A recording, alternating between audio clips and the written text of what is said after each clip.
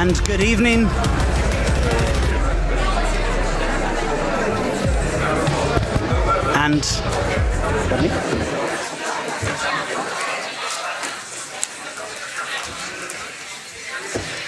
And good evening, everybody.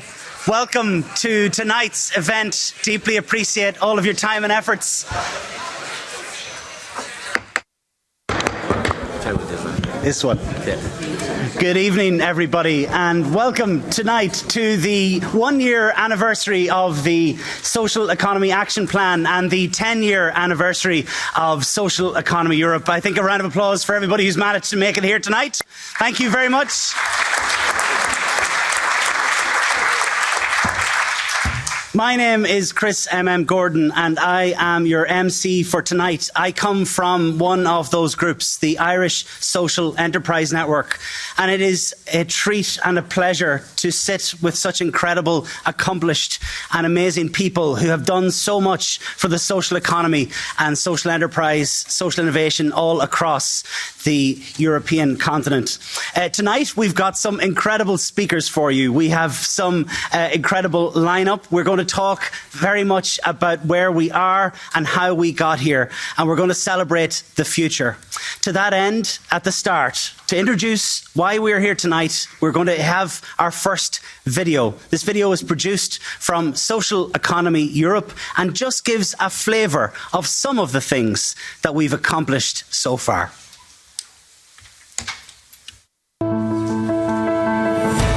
Celebrate the history of a movement, the social economy, that has always driven social innovation. The history of Rochdale pioneers that in 1844 wanted to buy honest food at honest prices in the middle of the Industrial Revolution.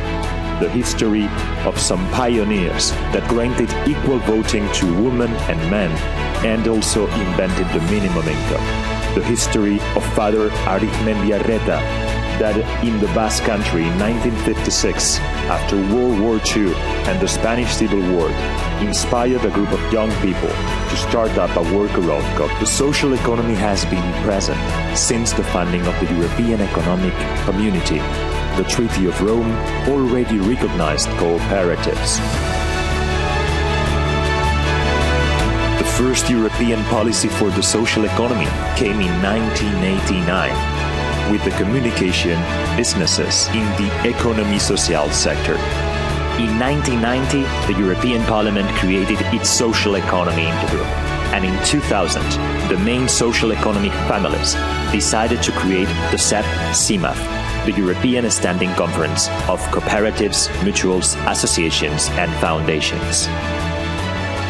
In 2011, after the financial crisis of 2008, the European Commission presented the Social Business Initiative, the second biggest European policy for the social economy.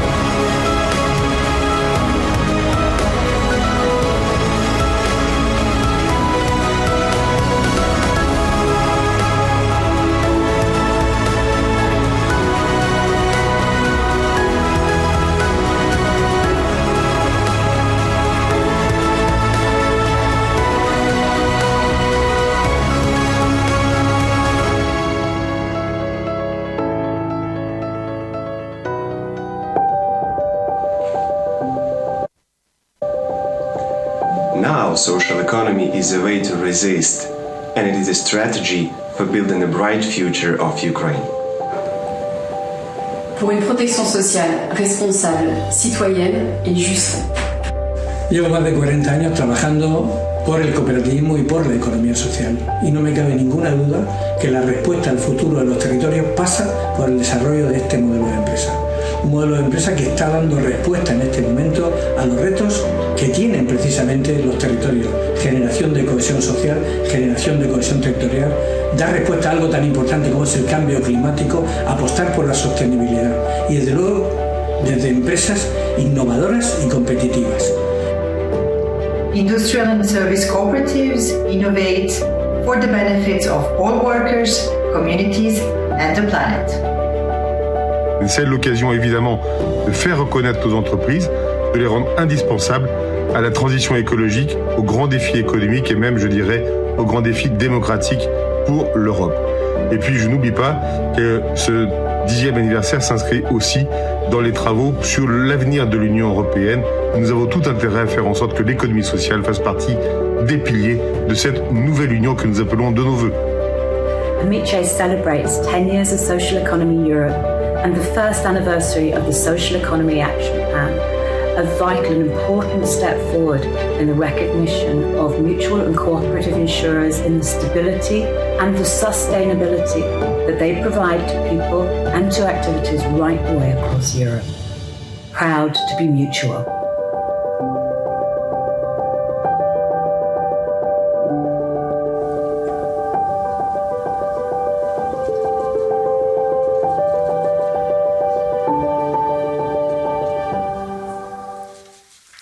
Well done.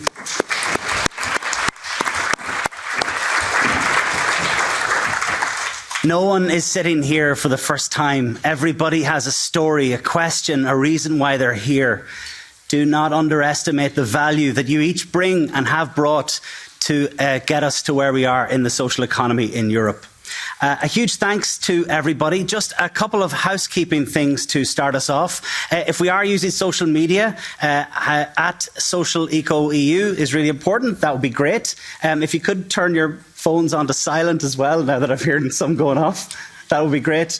And for all of us, if we could maybe share this moment together, celebrate, not just because you're here, but because we want people to know that you're here, that we are celebrating these things.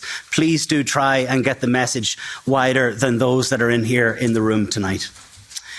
There are 2.8 million enterprises and organisations, 13.6 million jobs and 8% of EU GDP all across the continent of Europe. It's exceptional.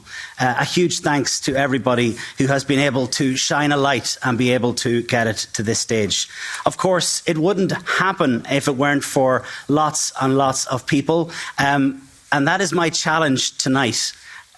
Because I have lots and lots of people speaking and it's my job to make sure they all stay on time. So, for everybody who is speaking tonight, for those that we're joining in, our common enemy is the time that we have, and I would kindly ask all speakers if you could please keep to the time allotted. That would be superb. With that, I would like to introduce our first panel to talk to us about tonight's celebrations and all that is with the social economy in Europe. Tonight, we have Patricia Toia, Commissioner Nicola Schmit, Juan Antonio Pedreno and Jordi Canas. And it would be my pleasure if we would be able to introduce our first speaker, co-chair of the Social Economy Intergroup, the Progressive Alliance. Oh, our first speaker is Commissioner for Jobs and Social Rights. Would you please put your hands together for Commissioner Nicola Schmit.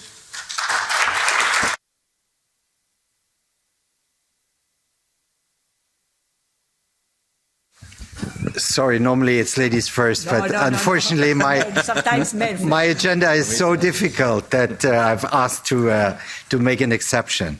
So, dear Patricia, dear Jordi, dear Juan Antonio, dear friends of the social economy and members of the European Parliament, members of the Intergroup. I remember I came here to the Intergroup and I saw also a photo together with Jens Nielsen, who left us, but whom to whom I'm still very grateful, because he was really,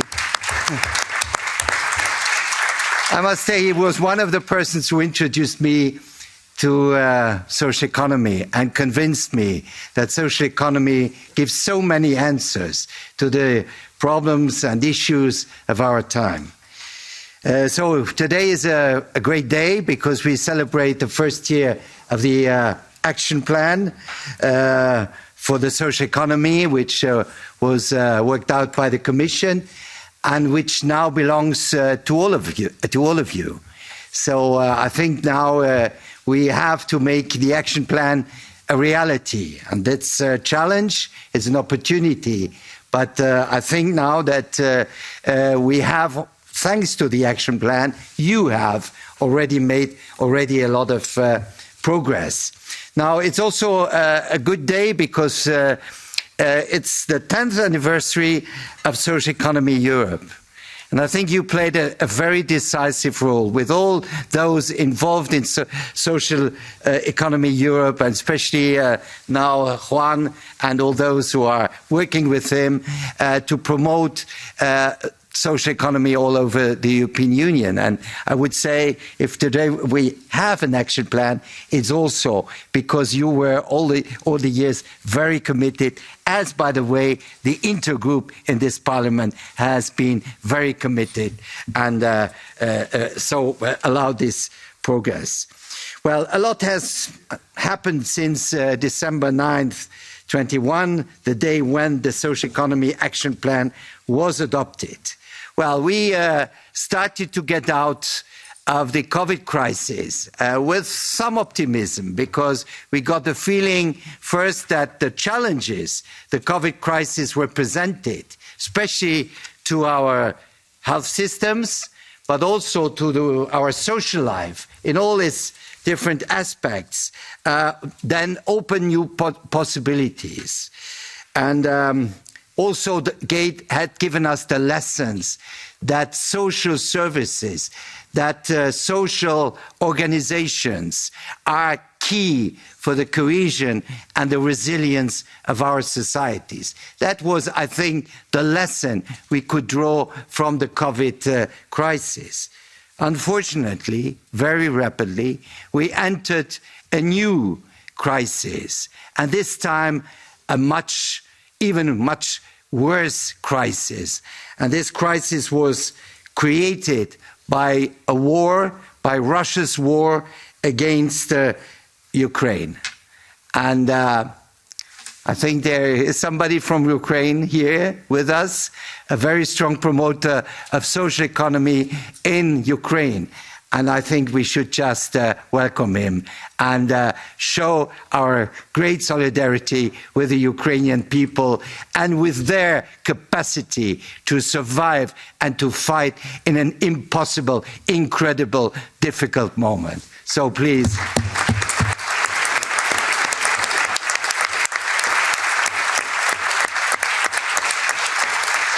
So with this war, a lot of other problems came up: energy crisis, inflation, spiraling living costs, and a new world, instability in our world, and also a new economy which is preparing, which has a reflection also on how we have to organize our economies after this war, after this finally disruption in the economic, in the global economic system.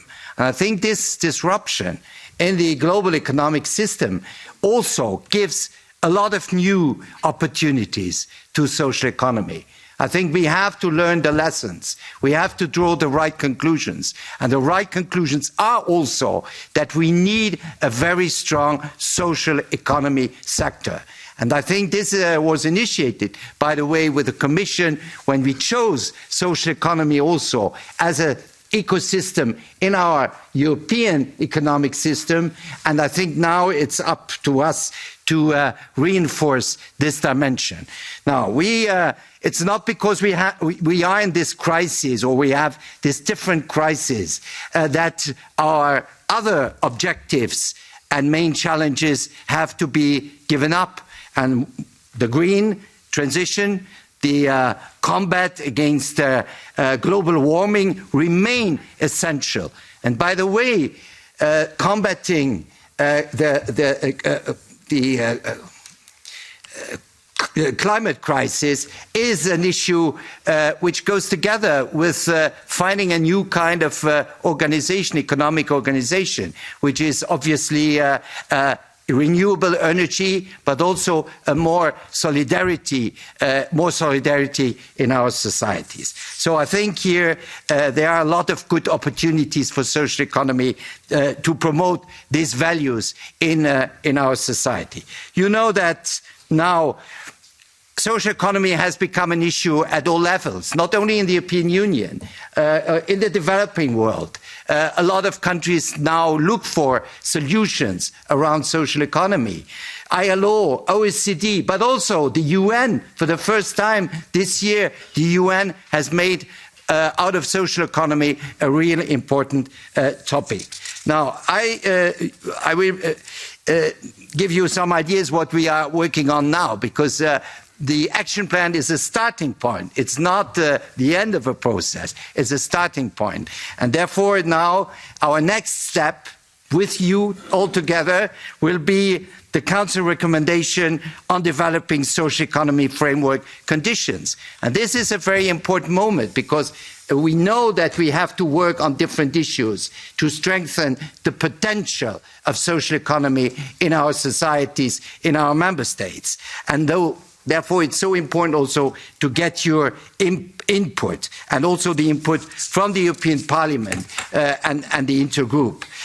We want this recommendation to tackle a number of issues like public procurement, like taxation, but also how can we best find ways, state aids, obviously, state aids, and also how can we best find solutions for those who are outside our societies, who are excluded, because we know that the cohesion of our society, this idea of solidarity in our society is essential. And we get the lesson from Ukraine, how a country, how a nation can survive because they have found the right way to be the right way to solidarity. And this is also important for our own society. So this recommendation will be an important step again. We have to work on.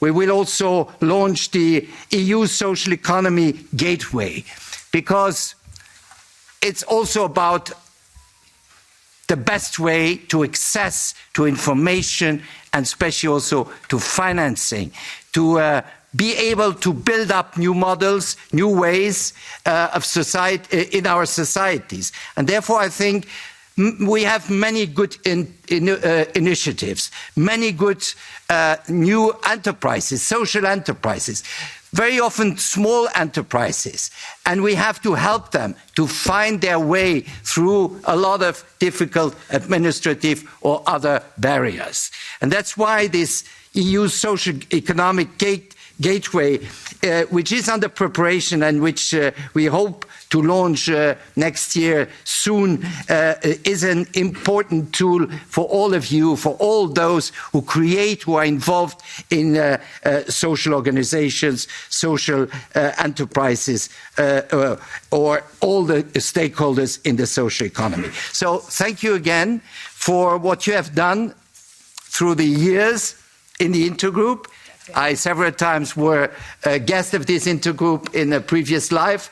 I'm sure that you will continue on this. Thank you to Social Economy Europe, and together we will make this action plan a great success in the interest of millions of Europeans who need solidarity and who need a strong social economy sector. Thank you very much.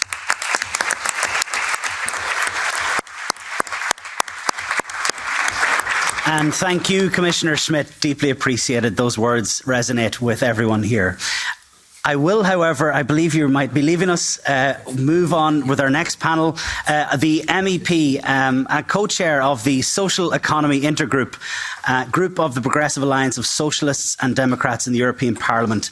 Would you please put your hands together for Patrizia Toia. Ringraziamo il commissario. I will speak Italian because we have a translation, so I think, I'm sure you have a translation. So, posso parlare dunque la mia lingua. Mi dispiace che dobbiate fare questa fatica. Thank you for your help. Grazie di questa presenza così numerosa e così importante, che ci fa ben comprendere come insomma il mondo dell'economia sociale si allarghi, si aggreghi e trovi nell'Europa un punto di riferimento. Io dirò pochissime parole perché poi ci sono tutti i colleghi, il benvenuto ve lo do anche a nome del collega Canas che poi interverrà, del collega Gruffat, non so se altri membri del gruppo del nostro intergruppo sono presenti, se ci sono poi li saluteremo, per dirvi che insomma l'intergruppo è uno dei soggetti che lavora assieme a Social Economy Europe, che ci ha fatto non solo l'organizzazione ma anche questo bellissimo filmato, con la possibilità di rivedere Nils, il nostro collega che è stato un grande conduttore dell'intergruppo nella scorsa legislatura, poi è mancato improvvisamente ma ha dato un grandissimo impulso, ce lo ricordiamo tutti con le sue bretellone rosse, è molto molto impegnato e capace. Un'unica osservazione, a quel bellissimo filmato che apprezzo manca riferimento alla legge italiana, c'è Portuguese law, French law, c'è una legge italiana sulle imprese sociali e il terzo settore che penso può entrare nell'antologia. Comunque volevo dire una cosa del filmato, avete visto 2011 Social Business Initiative e poi tante altre cose promosse da voi, promosse dall'intergruppo, i singoli stati membri, ma per arrivare a un atto della Commissione europea abbiamo aspettato un decennio. Per fortuna il commissario Schmidt, al quale non finiremo mai di dire grazie, ha promosso l'action plan, ma in tutto quel periodo c'è stato da parte della Commissione un certo, silenzio nell'intervento sull'economia sociale. Adesso la Commissione è presente, ci ha dato una grande opportunità di lavoro con questa strada maestra che l'action plan apre, punto di partenza, ha detto il commissario. Il Consiglio, con la raccomandazione che Verhofstadt si dovrà pronunciare e soprattutto dovrà portare nei nostri paesi, rispettivi paesi, negli stati, questa stessa visione. Dovrà far sì che negli stati membri cresca l'attenzione all'economia sociale, crescano le leggi di sostegno, cresca l'applicazione dell'action plan e anche del transition pathway che voi conoscerete, che il commissario Breton ha fatto. È bello questo lavoro della Commissione intrecciato per accompagnare il mondo dell'economia sociale nella trasformazione digitale e nella trasformazione verde, sperando che ci siano anche strumenti ad hoc per questo mondo, perché accompagnare vuol dire anche dare un aiuto, non vuol solo dire prendere per mano, ma dare strumenti. Quindi un'altra strada che si apre. Io spero molto nella raccomandazione e noi cercheremo come intergruppo di spingere gli Stati, perché bisogna che ciascuno porti nelle sue politiche nazionali la traduzione dell'action plan e del transition pathway. Quindi io mi aspetto dal mio paese, ma da tutti i paesi dobbiamo pretendere che ci sia questo sostegno e dobbiamo pretendere anche una cosa in più. Il transition pathway è nato con un metodo di coprogrammazione e noi dobbiamo chiedere che il mondo dell'economia sociale, ai nostri governi, ai nostri parlamenti nazionali, alle nostre regioni, che il mondo dell'economia sociale sia seduto al tavolo delle decisioni, non solo debba attuare, ma possa contribuire alla programmazione che si deve creare per questa trasformazione. Solo così porteremo il mondo dell'economia sociale dentro alle decisioni importanti e non solo nella realizzazione. Non è che siete solo quelli che devono tradurre con azioni una buona politica sociale, ma dovete anche sedervi nell'individuazione delle priorità e degli strumenti per. Quindi questa sarà la richiesta che noi faremo e seguiremo l'attuazione della raccomandazione, che non diventi un documento che rimane nel cassetto, ma diventi ispiratore delle politiche nazionali. Quindi Parlamento, Commissione, Consiglio possono creare davvero un salto di qualità. Ultimissima osservazione. Abbiamo detto il commissario nostro riferimento, che è il commissario Schmidt, Breton si è mosso, chiederemo che anche chi si occupa di aiuti di Stato si muova. Me lo ricordavano i miei amici italiani del mondo dell'economia sociale. Abbiamo bisogno, è stato presentato questo framework sulla revisione degli aiuti di Stato. Vanno bene per l'industria, visto che c'è un atto americano che vuole sostenere la sua industria, anche l'Europa deve rispondere, ma deve andare bene anche per il mondo dell'economia sociale. Anche lì noi magari come intergruppo possiamo scrivere alla Commissione, possiamo spingere, perché anche il tema degli aiuti di Stato interessa molto le cooperative, le imprese sociali e i vari soggetti. E poi dovremmo fare così anche con tutti i commissari, perché ci sia una politica organica e non solo un bravissimo commissario Schmidt, ma tanti commissari che attorno a lui realizzino appunto questo ecosistema e diano tutti gli strumenti. Ecco, questo è solo un impegno, diciamo, anche per il nostro prossimo lavoro. E un'altra iniziativa che vorremmo fare con i giovani del mondo dell'economia sociale e tante altre iniziative che con voi e grazie anche a voi, al vostro impegno, realizzeremo. Quindi io vi ringrazio di questa presenza, sono molto lieta anche di tanta diciamo vivace, vedo da come siete reattivi, anche partecipazione, e termino qui. Naturalmente il nostro lavoro continua come intergruppo. Many thanks, Patricia Toia. And hopefully we will implement the Social Economy Action Plan to its fullest extent in each country. With this, I am delighted to move on to the President of Social Economy Europe, somebody who has been at the forefront of some of the Spanish laws as well as the Social Economy Action Plan itself. It is my privilege and pleasure to welcome and thank a good friend, Juan Antonio Pedreno. Round of applause, everybody.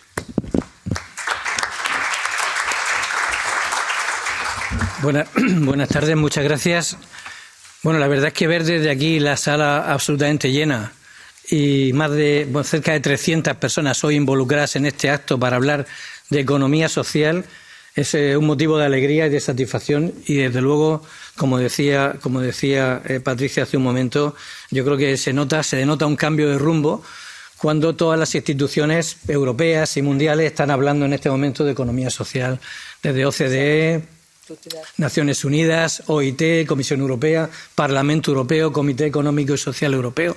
En definitiva, todo el mundo a nivel institucional habla de economía social y esto realmente lo que marca es un cambio de rumbo hacia otro modelo empresarial en este sentido. Pues como decía el comisario, es un día muy emotivo. Celebramos un año de la presentación del Plan de Acción que precisamente contó con la presencia del comisario Schmidt hace un año aquí en Bruselas. Un plan que dibuja la política europea que marcará la hoja de ruta de los próximos 8 años hasta 2030 y marcará el desarrollo de la economía social en toda Europa. Hoy también celebramos el 10º aniversario de Social Economy Europe, la voz del conjunto de las empresas de la economía social de Europa, de las cooperativas, de las asociaciones, de las mutualidades, de las fundaciones, de las empresas sociales y de otras formas jurídicas de la economía social. Una organización que no son 10 años solo, sino que hunde sus raíces en la Confederación Europea Permanente de la Economía Social, la CEP-CEMAF, que se fundó en el año 2000, creada a raíz también de esa unión de las diferentes familias, y también hunde sus raíces en la creación del Intergrupo de Economía Social del Parlamento Europeo en 1990, del que Social Economy Europe siempre ha asumido el secretariado del Intergrupo. Una organización que hay que recordar que nació para apostar y trabajar por una economía al servicio de las personas, por la creación de un ecosistema europeo y la creación de un factor, unas normas favorables a estas empresas y por participar también en la implementación y en la creación de medidas en favor de las empresas de la economía social en las principales políticas. En noviembre de 2012, 9 entidades pioneras constituyeron Social Economy Europe. AIM, AMICHE, CEDAC, CEGES, hoy es Social Economy Europe, hoy es FRAN, CEPES, la Confederación Europea de Fundaciones, que hoy es FILEA, ENSIE, REVES y SEAP. Desde entonces para acá se han ocurrido fechas importantes, fechas que han puesto en valor cada vez más el papel de la economía social. Cada restitución del Intergrupo de Economía Social fortalecía el papel de economía social. Cada creación de una ley de economía social hacía más fuerte a la economía social, y 3 fechas fundamentales en 2015. Una, cuando Social Economy elabora un libro blanco que se llama Retoma, la economía social retoma la iniciativa, importante para las políticas que posteriormente se elaboraron. Y 2 fechas en diciembre. Una donde el Consejo de Ministros de la Unión Europea adopta por unanimidad llamar a la economía social como vector clave fundamental para el futuro de Europa. Y posteriormente, también en 2015, en diciembre, 6 gobiernos en aquel momento adoptan la decisión de por unanimidad trabajar para crear un ecosistema de economía social en Europa. En aquel momento fueron 6 gobiernos: Eslovaquia, Eslovenia, Francia, Italia, España y Luxemburgo. 6 gobiernos que hace unos meses en París han sido 23 los gobiernos que han apostado por unanimidad porque haya políticas públicas específicas en favor de la economía social. Y en este sentido hemos crecido. Éramos 9, hoy somos 23 miembros. La organización no deja de crecer y estamos incluyendo a todos los actores de la economía social, del norte, del sur, del centro y del este de Europa. Países también como Ucrania, como se ha comentado también, que se incorporará en breve, pero que ya está participando de los debates y las políticas de la economía social. Han sido, en definitiva, muchas las mujeres y hombres que han contribuido a esta consolidación de este ilusionante proyecto que creamos en aquel momento, un proyecto colectivo, y han dedicado su tiempo, su ilusión y han militado, diría yo, incluso en la economía social a lo largo de estos años. Yo no puedo mencionarlos a todos.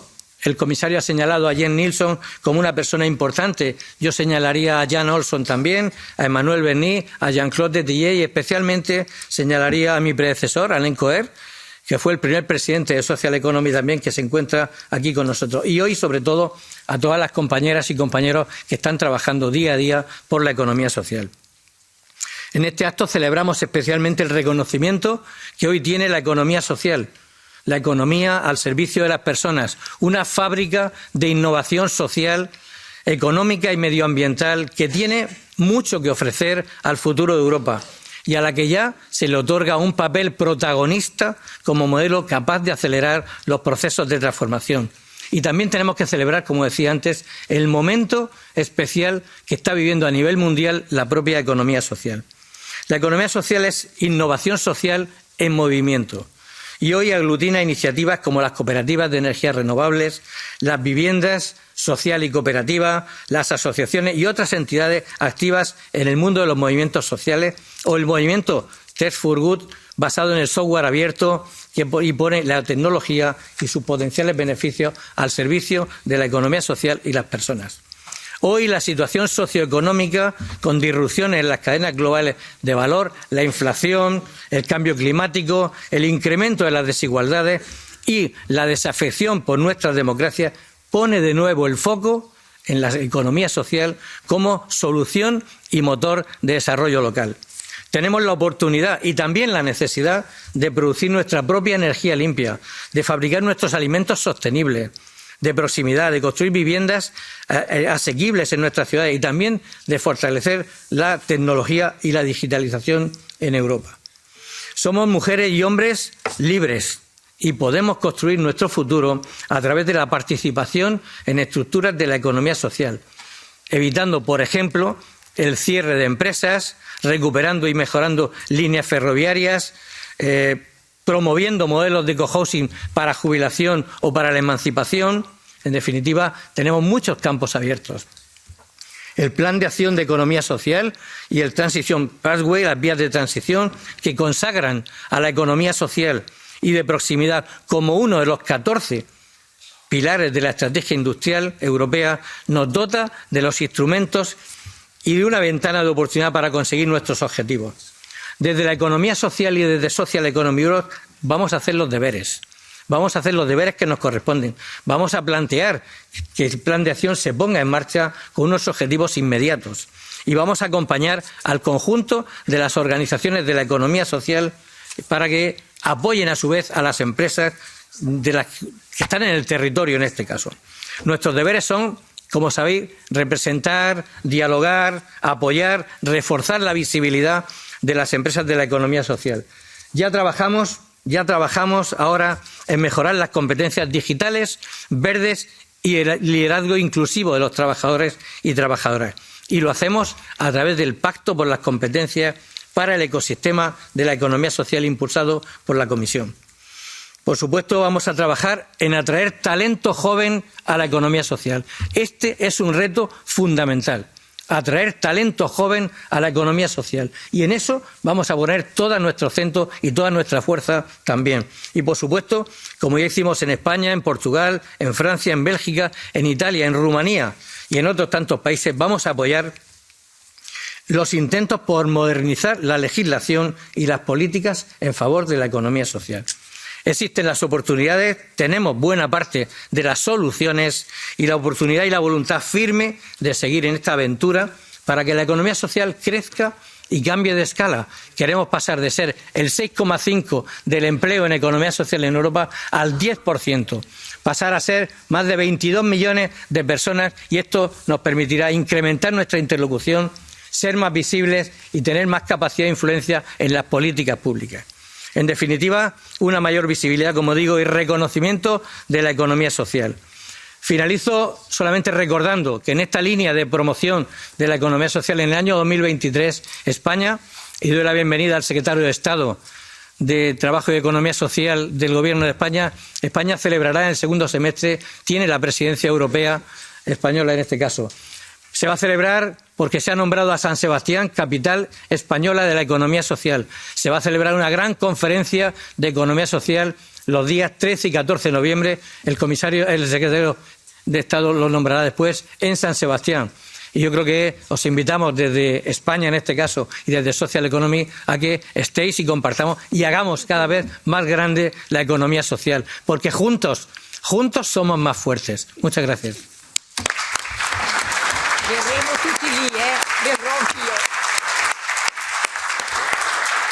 And thank you so much for your presidency of the Social Economy Europe so far.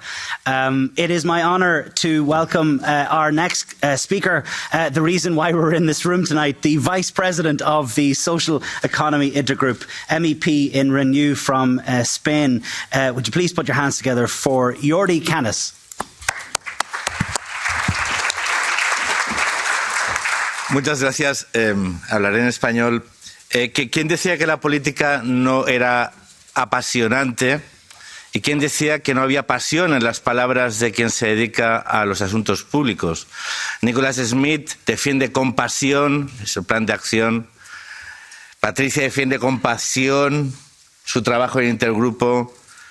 El señor Pedreño defiende con pasión su trabajo como presidente de la Economía Social Europa.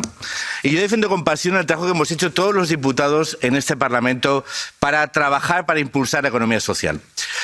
Porque es un momento apasionante. Tenemos un plan de acción social, tenemos un trabajo histórico hecho por todos vosotros a lo largo de estos años y tenemos un informe de propia iniciativa que aprobó el Parlamento Europeo este julio, con la intención de complementar, de contribuir y de ayudar a que ese plan de acción llegase a influir decisivamente a través de las recomendaciones de los Estados para transformar en toda Europa el marco de la economía social. Yo creo que todos hemos hecho lo máximo con pasión. La pasión es necesaria en la política y la pasión es necesaria cuando ponemos en el centro de la política a los ciudadanos, a su futuro, a sus derechos, a sus necesidades. Y con pasión defendemos la economía social porque la economía social es clave para ello. Y esa pasión y ese momento apasionante es un momento que tenemos que aprovechar todos. Porque todo lo que ha pasado hasta ahora, este primer aniversario, este 10º aniversario, este 6º mes de aniversario, no sé si se puede decir como aniversario, 6 meses, pero lo que sí que es cierto es que no son el final, son el principio. Son un principio apasionante en el cual hay muchos retos por delante. Y esos retos nos tienen que llevar a ir más allá. A ir más allá porque este es el momento donde la economía social está en el centro del debate político. Se ha visto, o las crisis han evidenciado su rol, su papel en conceptos tan básicos como la resiliencia. porque pone en el centro de su acción a la persona. Poner en el centro de acción a la persona es lo más apasionante que hay en todos aquellos que nos movemos en el ámbito de lo público. Sin más, yo sí que me voy a ajustar al tiempo, porque lo importante es lo que vais a decir vosotros, lo que van a decir los miembros del panel. Estáis en la casa del conjunto de los ciudadanos europeos, estáis en el Parlamento. Este era el sitio de celebrar este primer y este 10º aniversario. Todos los que formamos parte del intergrupo, pero todos los diputados que aprobaron mayoritariamente, aquí tengo los resultados, 493 votos a favor, 75 en contra y 69 abstenciones, el informe de propia iniciativa de este Parlamento. Bueno, no, el informe de todos, no. Yo siempre digo que los errores son de uno y los aciertos son de todos, porque aparte es verdad. Bueno, sí, lo propuse, lo llevé, pero lo llevé a hombros de gigantes, porque todos vosotros nos habéis llevado a este punto. Resumen. Y para finalizar, gracias por estar aquí, gracias por vuestro trabajo y que sepáis que este Parlamento va a seguir estando allá donde vosotros necesitéis, apoyando, impulsando e intentando conseguir ese objetivo apasionante para todos, que es que la economía social sea esa palanca de cambio para una sociedad más justa, más igual, más inclusiva, más próspera. Esa Europa que queremos y que vosotros sois clave para conseguirlo. Muchísimas gracias.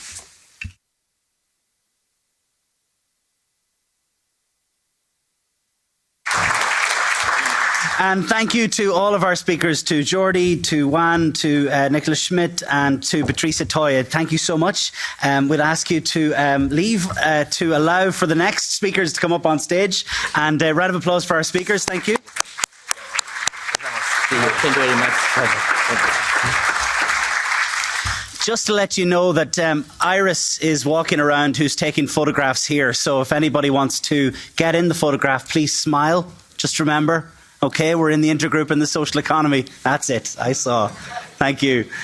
We are going to welcome up my colleague who will welcome up the next speakers. If I could please welcome up on stage Vice President of the Social Economy Europe Group and President of the French Chamber of Social and Solidarity Economy. Would you please welcome up on stage Jérôme Sadier.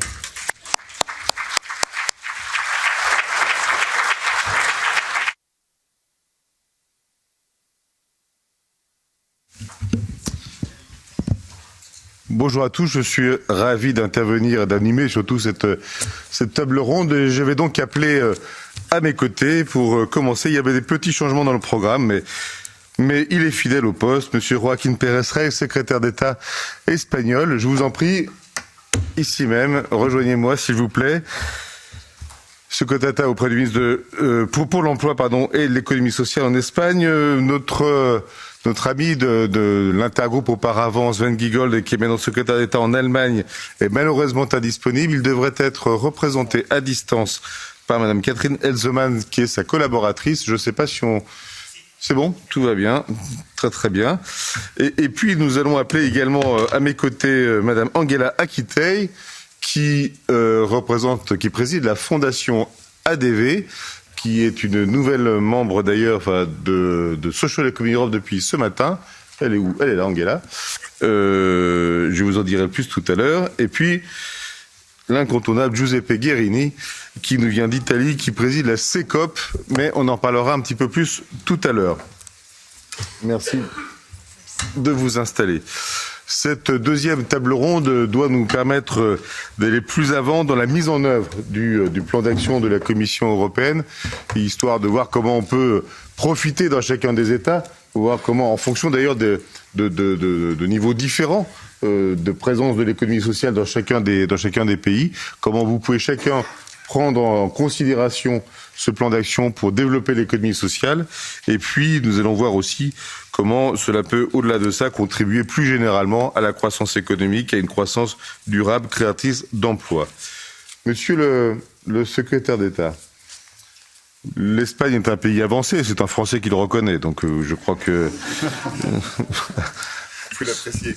À sa juste mesure, l'Espagne a été la première à avoir une loi, vous avez eu un plan de relance de l'économie sociale financé par le plan européen suite à la crise de la Covid. Vous avez bientôt, vous avez bientôt une stratégie nationale de développement de l'économie sociale. Qu'est-ce que vous apporte ce plan d'action? Comment vous allez vous appuyer dessus?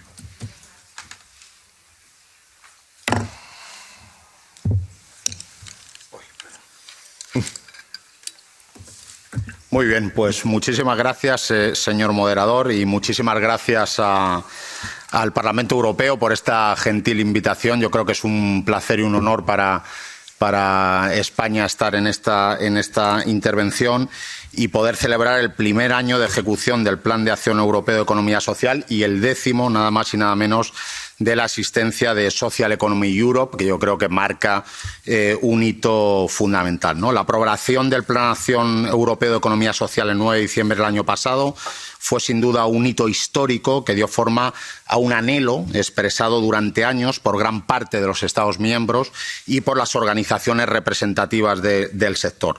Recordemos que el punto de partida estuvo en las conclusiones del Consejo de 7 de diciembre de 2015, denominadas la promoción de la economía social como motor clave del desarrollo económico y social en Europa, que entonces el comisario Schmidt, en aquel momento ministro de Trabajo, Empleo y Solidaridad de Luxemburgo, impulsó de manera decidida. En ella se instaba a la Comisión Europea y a los Estados miembros, como ustedes conocen de sobra y mucho mejor que yo, a establecer estrategias y programas para reforzar la economía social, el emprendimiento, la innovación social. En la conferencia sobre economía social, organizada entonces bajo la presidencia luxemburguesa de la Unión Europea, se firmó la Declaración de Luxemburgo, que yo creo que es un elemento fundamental, otro hito seguramente que nos merece la pena recordar en este momento. Suscrita inicialmente por Francia, Italia, Luxemburgo, Eslovaquia, Eslovenia y España. A partir de ahí, el Comité de Seguimiento de la Declaración de Luxemburgo, un grupo de Estados miembros comprometidos con la economía social y con las fórmulas alternativas de economía, han ido nutriendo estas declaraciones. Tuvimos 2 declaraciones adicionales, la de Madrid y la muy exitosa de Toledo, por cierto, en plena pandemia, seguramente mi amigo Juan Antonio Pedreño lo recordará bien, que entre otros aspectos incidían en la necesidad de que la Unión Europea contara con lo que hoy ya es una realidad, un plan de acción sobre economía social, una hoja de ruta para impulsar y consolidar este sector esencial en un modelo como es el europeo, con el pilar social como elemento vertebrador. Por su parte, también han apoyado y mucho, y me gustaría destacarlo, las organizaciones representativas del sector, el grupo de expertos en economía social y emprendimiento social y, cómo no, la labor de Social Economy Europe, que me gustaría destacar especialmente en este éxito colectivo. Siendo ya el plan de acción una realidad, cumple reflexionar sobre su realidad y su nivel de ejecución. En un contexto europeo en el que hay una gran heterogeneidad y diversidad en el desarrollo de la economía social entre Estados, creo que el plan de acción sienta las bases para el desarrollo futuro de un modelo empresarial en el continente y la transversalización de la economía social en las distintas políticas europeas. Y en cuanto a su ejecución, según nos reporta la Comisión Europea, parece marchar a un ritmo aceptable con respecto a los compromisos asumidos para este año. En este sentido, yo me gustaría destacar medidas como la puesta en marcha de una vía de transición para el ecosistema industrial de proximidad y economía social, que vincula el plan de acción a la política industrial europea renovada y que contribuye a los objetivos de transición digital verde, justa y inclusiva. La innovación en el Fondo Social Europeo Plus es también un elemento fundamental y, por último, los trabajos realizados para sentar las bases de la recomendación sobre el desarrollo de condiciones marco para la economía social y solidaria, que ha seguido un amplio desarrollo de consultas y que esperemos, eso sí, que vea la luz con el apoyo de todas y de todos a principios de 2023, justo coincidiendo con la presidencia española de la Unión Europea. De hecho, me gustaría destacar la necesidad de seguir reflexionando en 2 elementos. Un marco normativo común en Europa para la economía social que nos dé certeza, que nos elimine las incertidumbres, que nos dé seguridad jurídica y, por supuesto, la necesidad de garantizar el acceso a los mercados financieros que permitan al sector de la economía social una adecuada financiación. Al plan de acción se suman otros 2 elementos muy importantes y decisivos, a mi juicio. Primero, la recomendación de la OCDE, que todos conocen, sobre economía social, solidaria e innovación social, y la resolución de la Organización Internacional del Trabajo sobre trabajo decente y economía social. A esto, queremos, y también aprovecho esta conferencia para invitarles a participar activamente en ello, sumar la resolución de la Asamblea General de Naciones Unidas sobre una economía social, solidaria y de desarrollo sostenible. Yo creo que es también una oportunidad de oro para que la economía social encuentre un hueco en el seno de las Naciones Unidas y que una resolución apoye, junto con la OCDE, la OIT, la economía social y junto con Europa. En España, permítanme destacar, voy rápidamente, algunas iniciativas. En el ámbito normativo trabajamos en la renovación de la Ley de Economía Social, de la Ley de Cooperativas y la Ley de Empresas de Inserción. Vamos a aprobar en breve una nueva estrategia española de economía social que será dialogada con el sector en el seno de un consejo, el Consejo para el Fomento de la Economía Social, y gracias a los fondos europeos hemos dedicado casi 1.000 millones de euros al sector de la economía social a través de un plan estratégico que pretende convertir a la economía social en una salida a las empresas en crisis, garantizar la participación de los trabajadores en las tomas de decisiones, garantizar el relevo generacional, animar a los jóvenes de nuestro país a que emprendan a través de vías de economía social y además que tenga una gobernanza institucional. Pretendemos dentro de poco dotar a un comisionado especial de la economía social que ponga todo el aparato institucional al frente de esta economía. Y además, por terminar con una noticia agradable, convertiremos a San Sebastián, una seguramente de las ciudades más bellas de España, en la capital de la economía social durante 2023 y además en la capital de la economía social en Europa durante 2023. Por lo tanto, termino este alegato brindándoles la invitación absolutamente, como decía, con todo el énfasis del mundo, a que vengan en 2023 a pasear por la playa de la Concha de San Sebastián y a disfrutar de un lugar donde la economía social es absolutamente puntera y un país que tiene en la economía social nada más y nada menos que entre aquello que aporta casi el 10% de su Producto Interior Bruto. Es un placer y con esta invitación a Donosti, a San Sebastián, pues les agradezco de nuevo esta gentil invitación y le pido excusas al moderador por haber abusado seguramente algo del tiempo disponible.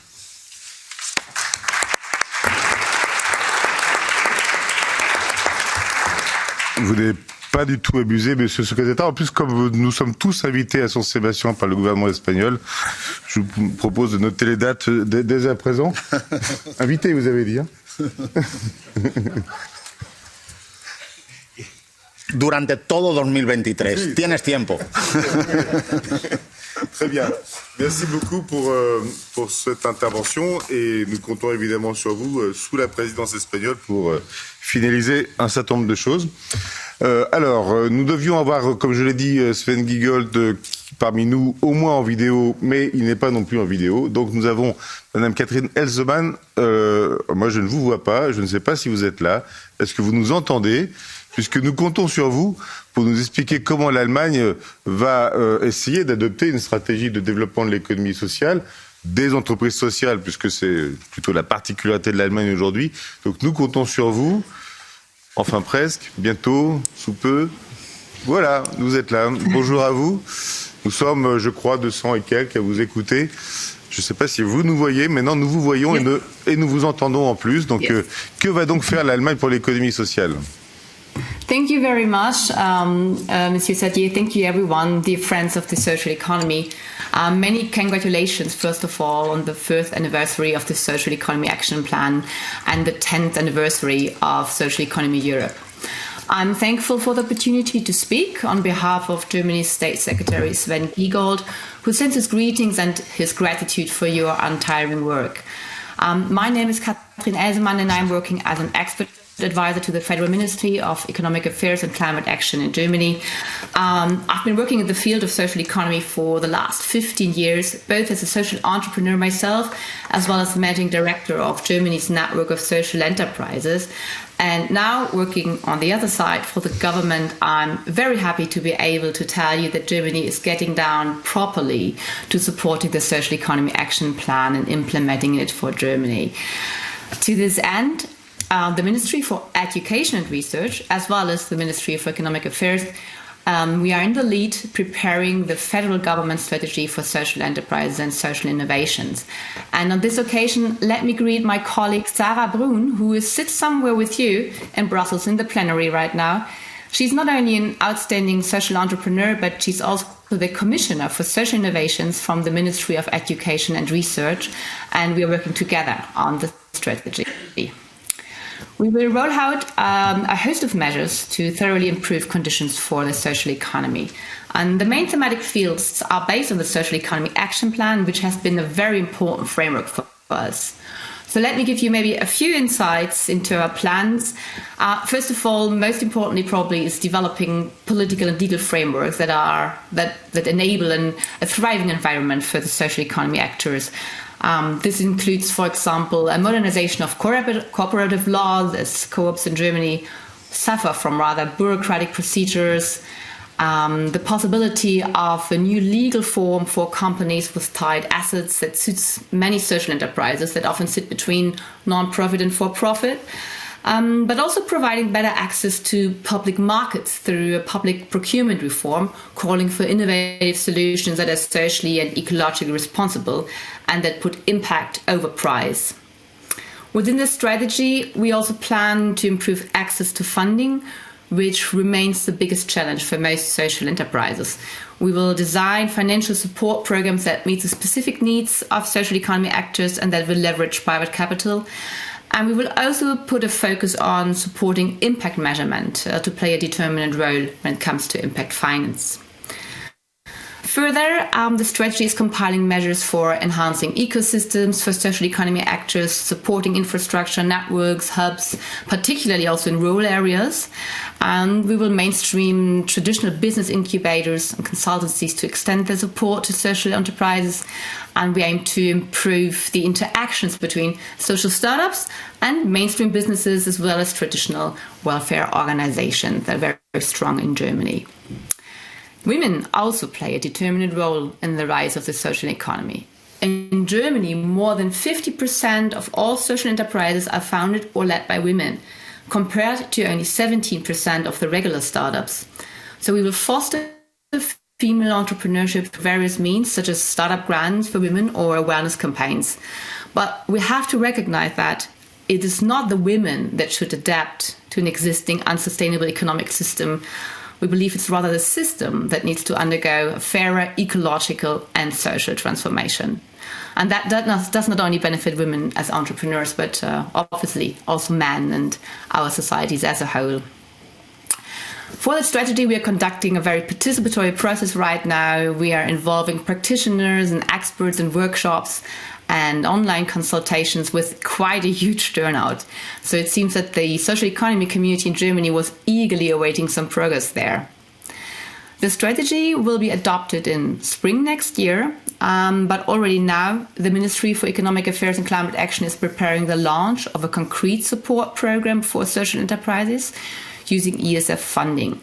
That program will boost resilience and enhance the investment readiness through designated consultancies and capacity building for social entrepreneurs. And it's fantastic to be able to leverage EU funding for this program, and we plan to continue to do so in the next funding period as well. Besides the strategy, I'm quite delighted to announce that State Secretary Sven Giegold will be able to sign the Luxembourg Declaration next year on behalf of the federal government. So Germany is thus joining this important group for the first time to help strengthen the social economic system across Europe. And this includes important policies that we are negotiating on EU level, such as cross-border activities of non-profit organizations, the adaptation of state aid rules permitting the public sector to give more support to enterprises which serve the common good. We are sure that these issues will gain further traction also during Spain's EU Council presidency and the second half of next year. And State Secretary Sven Giegold is very committed to be working closely together with Spain on this. Dear friends, our world is facing multiple crises. We have heard it before. It's Russia's war of aggression against Ukraine is probably being the most pressing one, the climate change, loss of biodiversity being the most dangerous of all. In response, we believe that we need more social innovation coming from a strong and sustainable economy that puts the primacy of people as well as social and environmental purposes over profit. So let us continue to remove the barriers for the social economy and make use of its potential, particularly in these times of crisis. And so much has already been achieved through your tremendous work in the Social Economy Intergroup and at Social Economy Europe. So thank you very much for leading the way. We are on your side on the next steps, and we look very much forward to meeting you in San Sebastian next year. Thank you very much.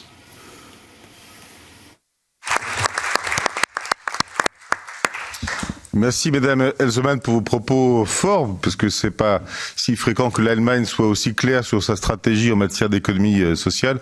Et puis permettez-moi de vous dire que pour une fois que l'Allemagne prendra son inspiration dans des pays aussi latins que l'Espagne, le Portugal, l'Italie ou la France, je pense que c'est une excellente nouvelle. Voilà. Madame Angela Achitei, donc vous représentez la Roumanie, vous présidez la fondation ADV qui a donc rejoint Social Economy Europe ce matin. Félicitations encore. Et dans quelle mesure donc allez-vous pouvoir vous appuyer sur ce plan d'action de la Commission européenne pour développer l'économie sociale dans votre pays? Mais je sais que vous êtes active aussi sur la Moldavie, je crois. Hello everybody. I'm glad to be here. I wasn't in agenda, so I don't have a speech, but I have a story of social economy in Romania, and I have own story of being a social entrepreneur in Romania. Thinking about what to speak today, I always remember the 2008 when the economical crisis started in Europe. And in that year, we decided at ADV Romania to go on social economy way and to hire people from vulnerable groups and especially people with disabilities.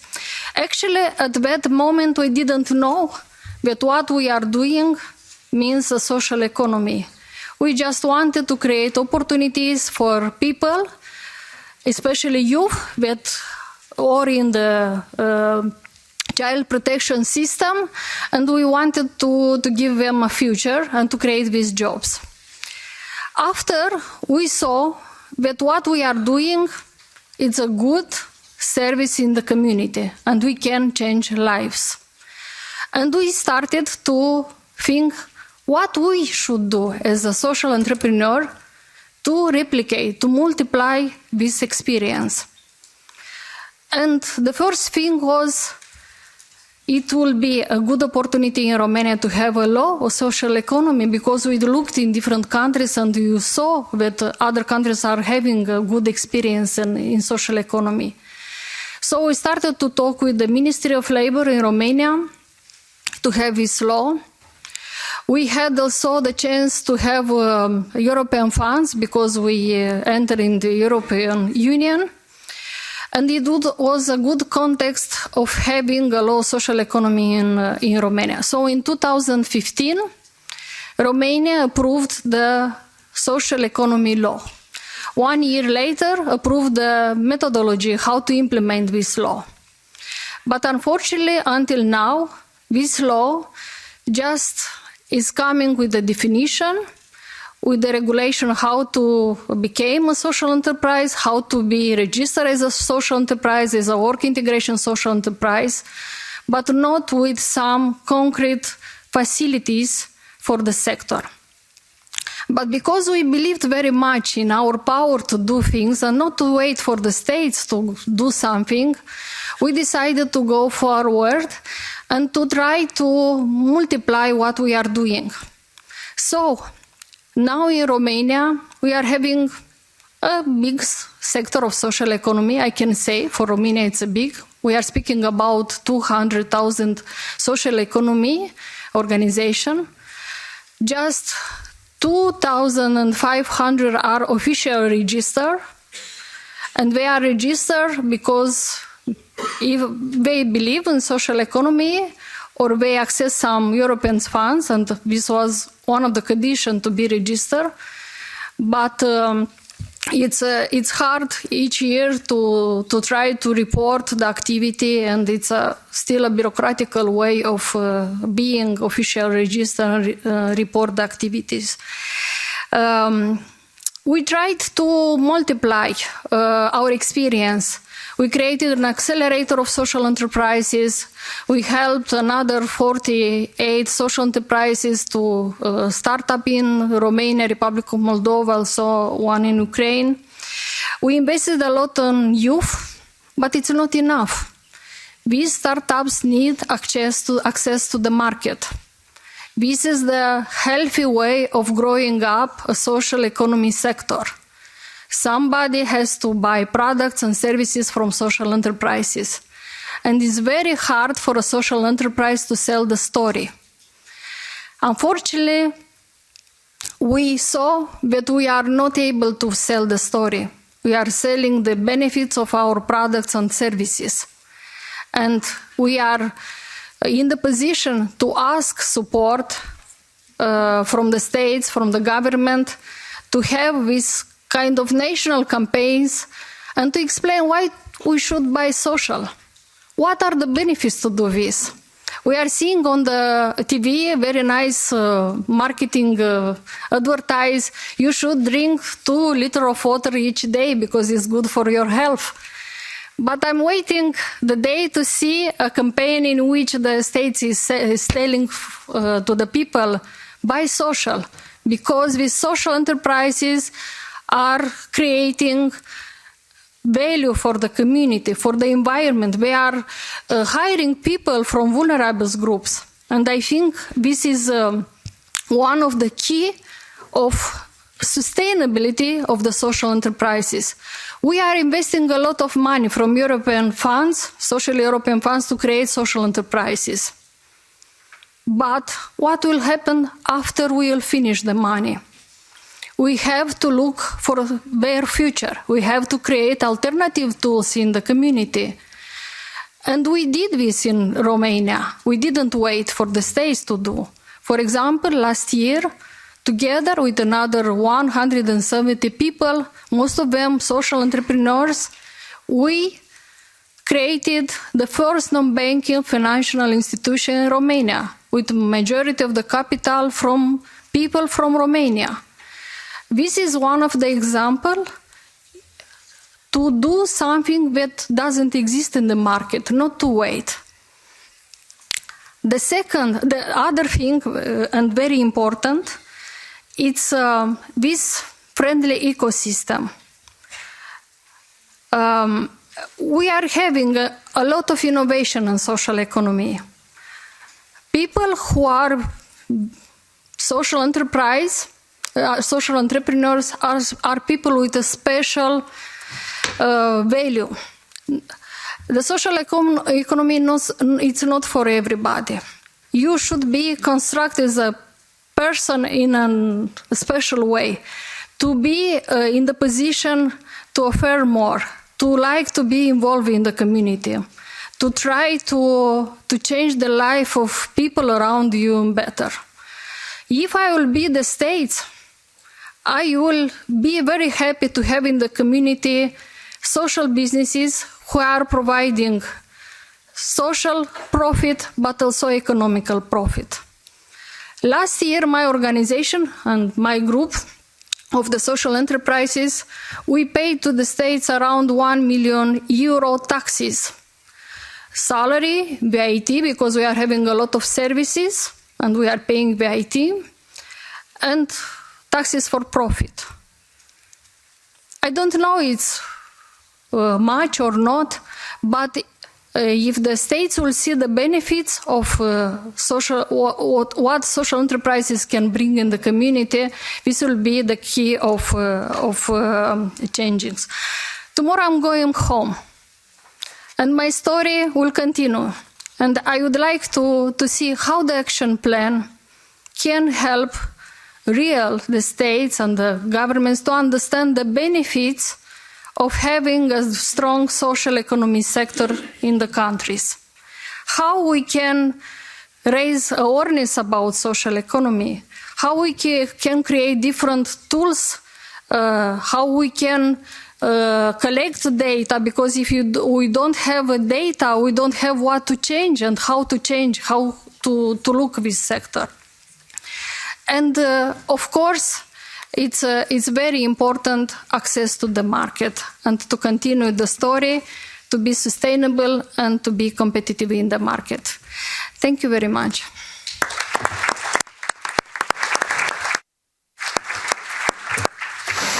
Merci beaucoup, Madame Akitaï. J'espère que demain, vous pourrez aussi dire qu'en ayant rejoint Social Economy Europe, vous pourrez non seulement avoir des outils et des méthodes pour faire en sorte que vous puissiez développer l'économie sociale grâce au plan d'action, bien sûr, mais pas que, grâce à vos collègues aussi dans tous les pays européens, et que vous aurez de belles histoires à raconter aussi.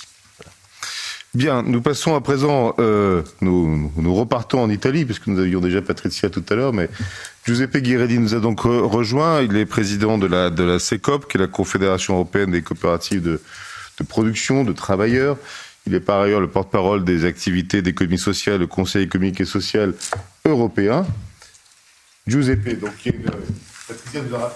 Patrizia nous a rappelé à l'ordre tout à l'heure quant au fait qu'il y avait une loi ancienne en Italie.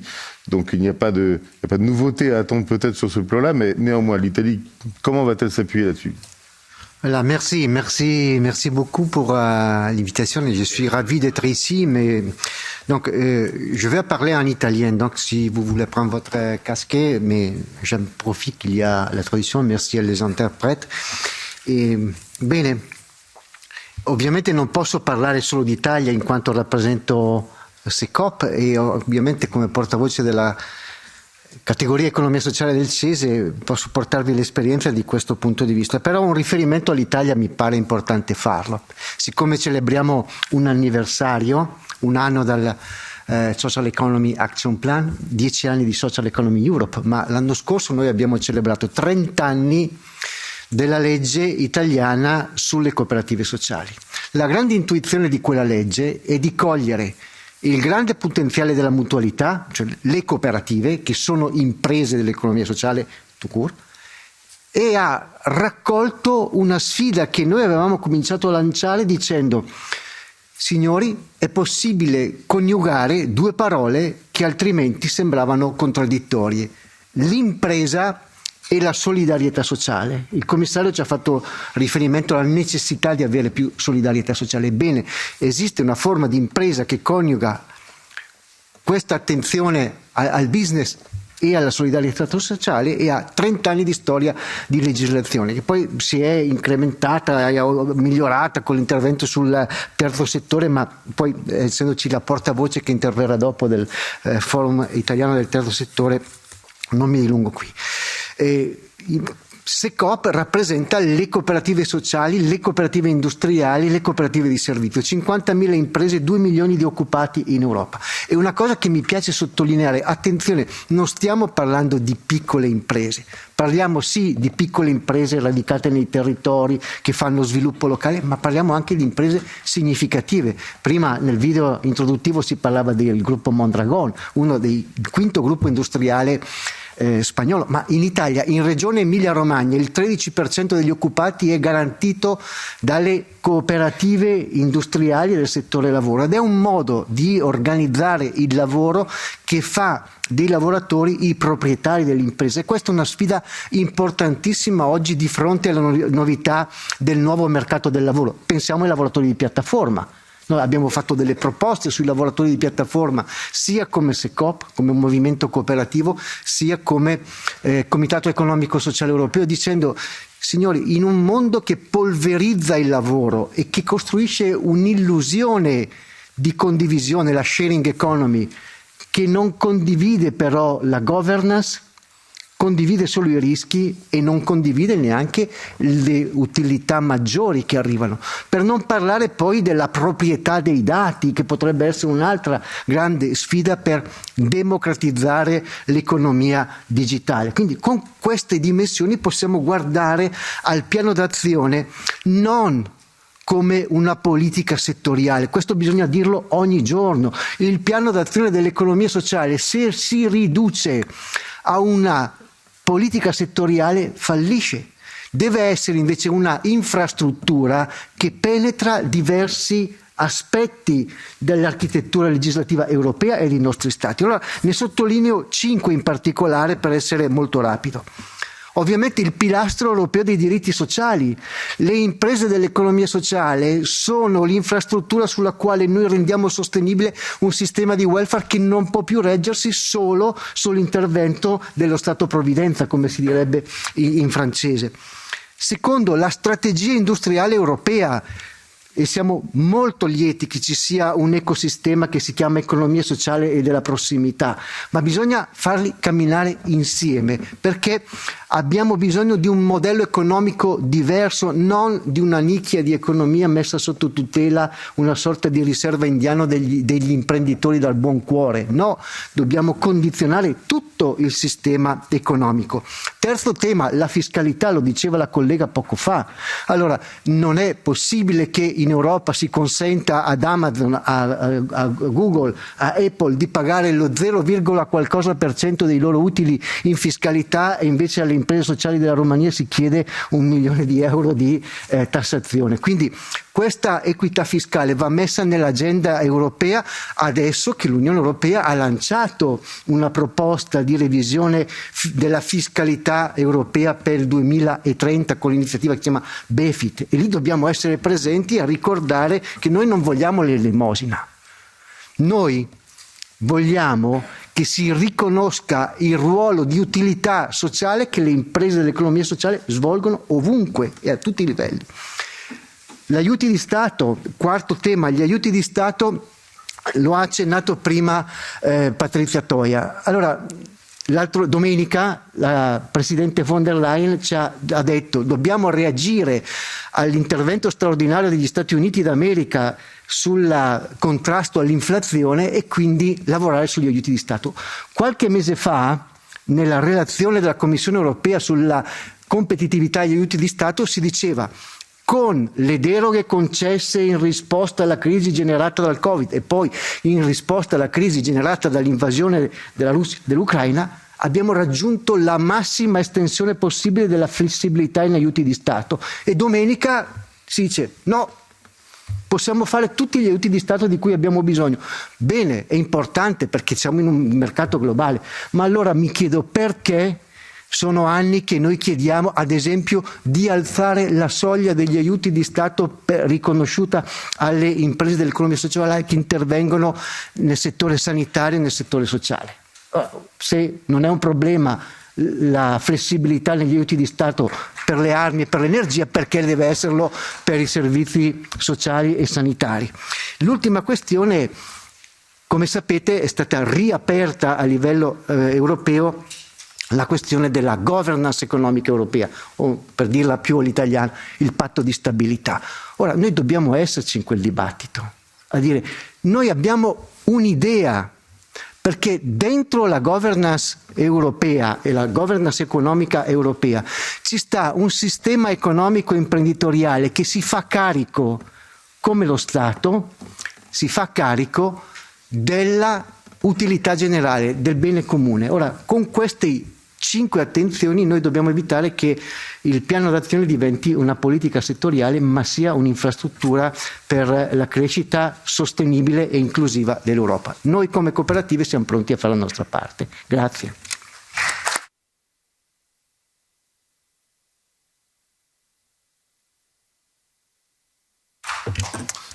Merci Giuseppe, je crois que ta volubilité a un peu perdu l'interprétariat pendant un tout petit moment.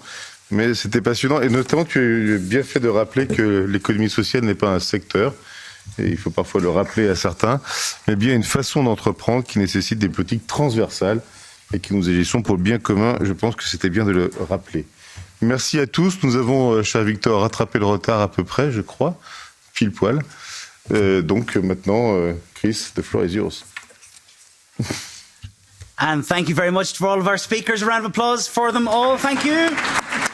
Well done. At this point, I just want to remind everybody, for some fluke, we are on time. I don't know how, but we are on time. Yes.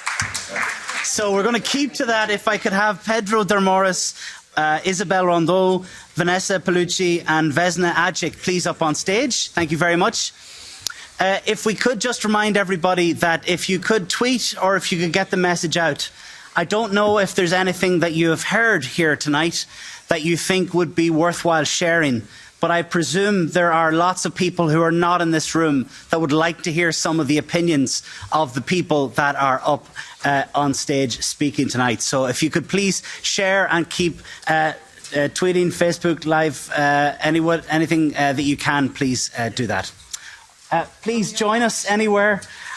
We are about to start our final piece for this section. And thank you so much for being so attentive so far. We are delighted to welcome up our members on stage, and we are honoured to have such representation from the Commission and the Parliament, from policymakers through to those that are on the ground each and every day making differences in people's lives. It is the breadth and spec of all of the social economy that makes it so unique. It makes it so interesting for everybody that has been here.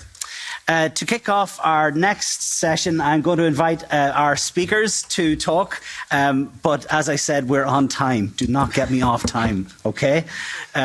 We are going to welcome each and every one of them to speak for only 6 minutes on some of the issues that they are addressing. Our first speaker is, however, somebody that we've already been able to give a round of applause to, and if you could please do so again, our first speaker from Social Economy Ukraine, Pedro Darmoris. Round of applause. Thank you very much.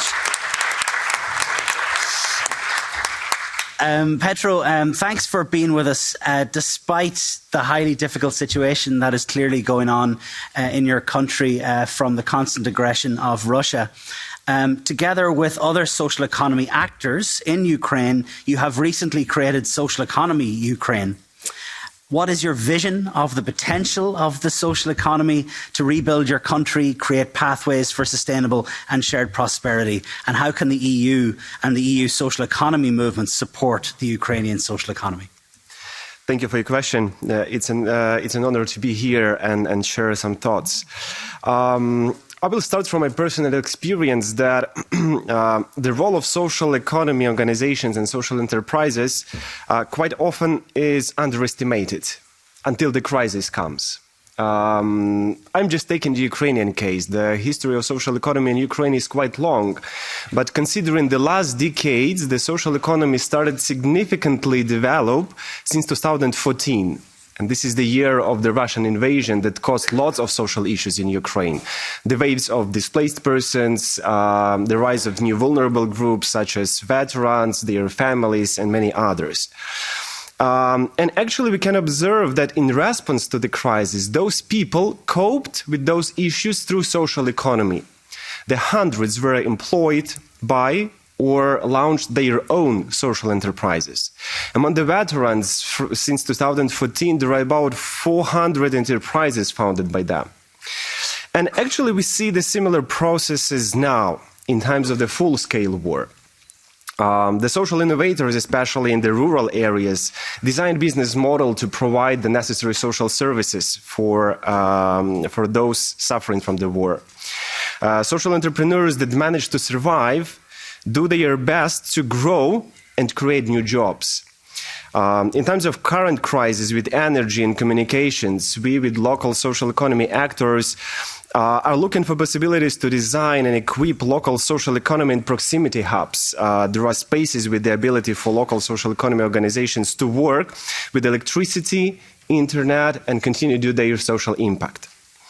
So the time has come to put the social economy on the agenda for the entire social and economic development of Ukraine.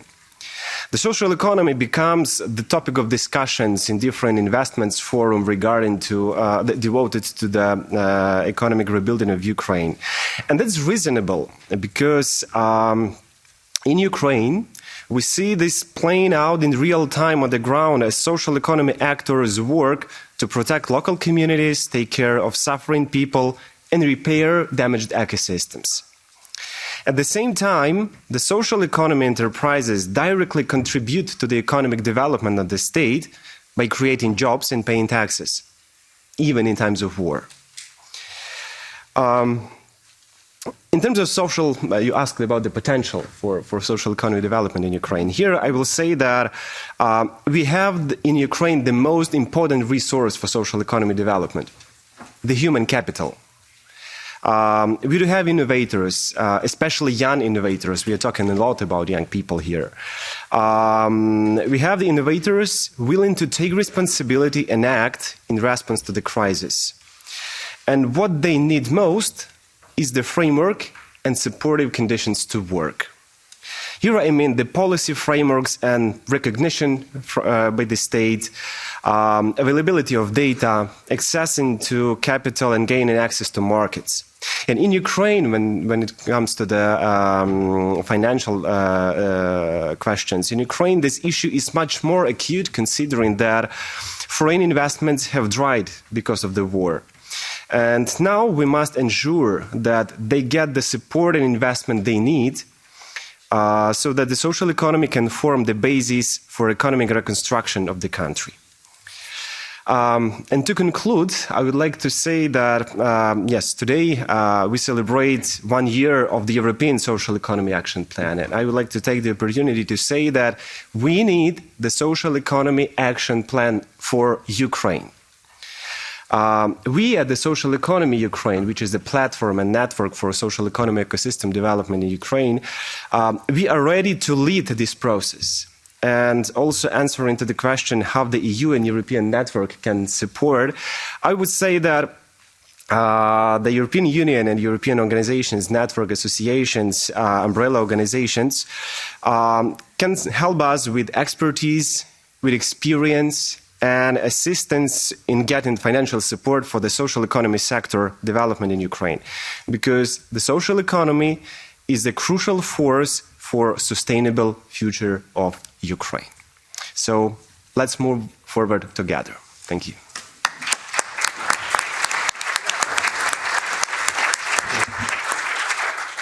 Thank you so much, Petro, and for all of the work that is clearly going on across your country now and the benefit that comes from supporting the social economy in such a time of war. Thank you. It is because of two sponsors that we are here tonight, from what I can gather. It is from Group VYV and from Febia, who are helping to sponsor tonight's event. So a deep appreciation from, we don't have Febia speaking tonight, I don't believe, but we do have Group VYV to welcome the President of Group VYV, the Group Commission on Advocacy and Perspective. Would you please give a round of applause for Isabelle Rondeau.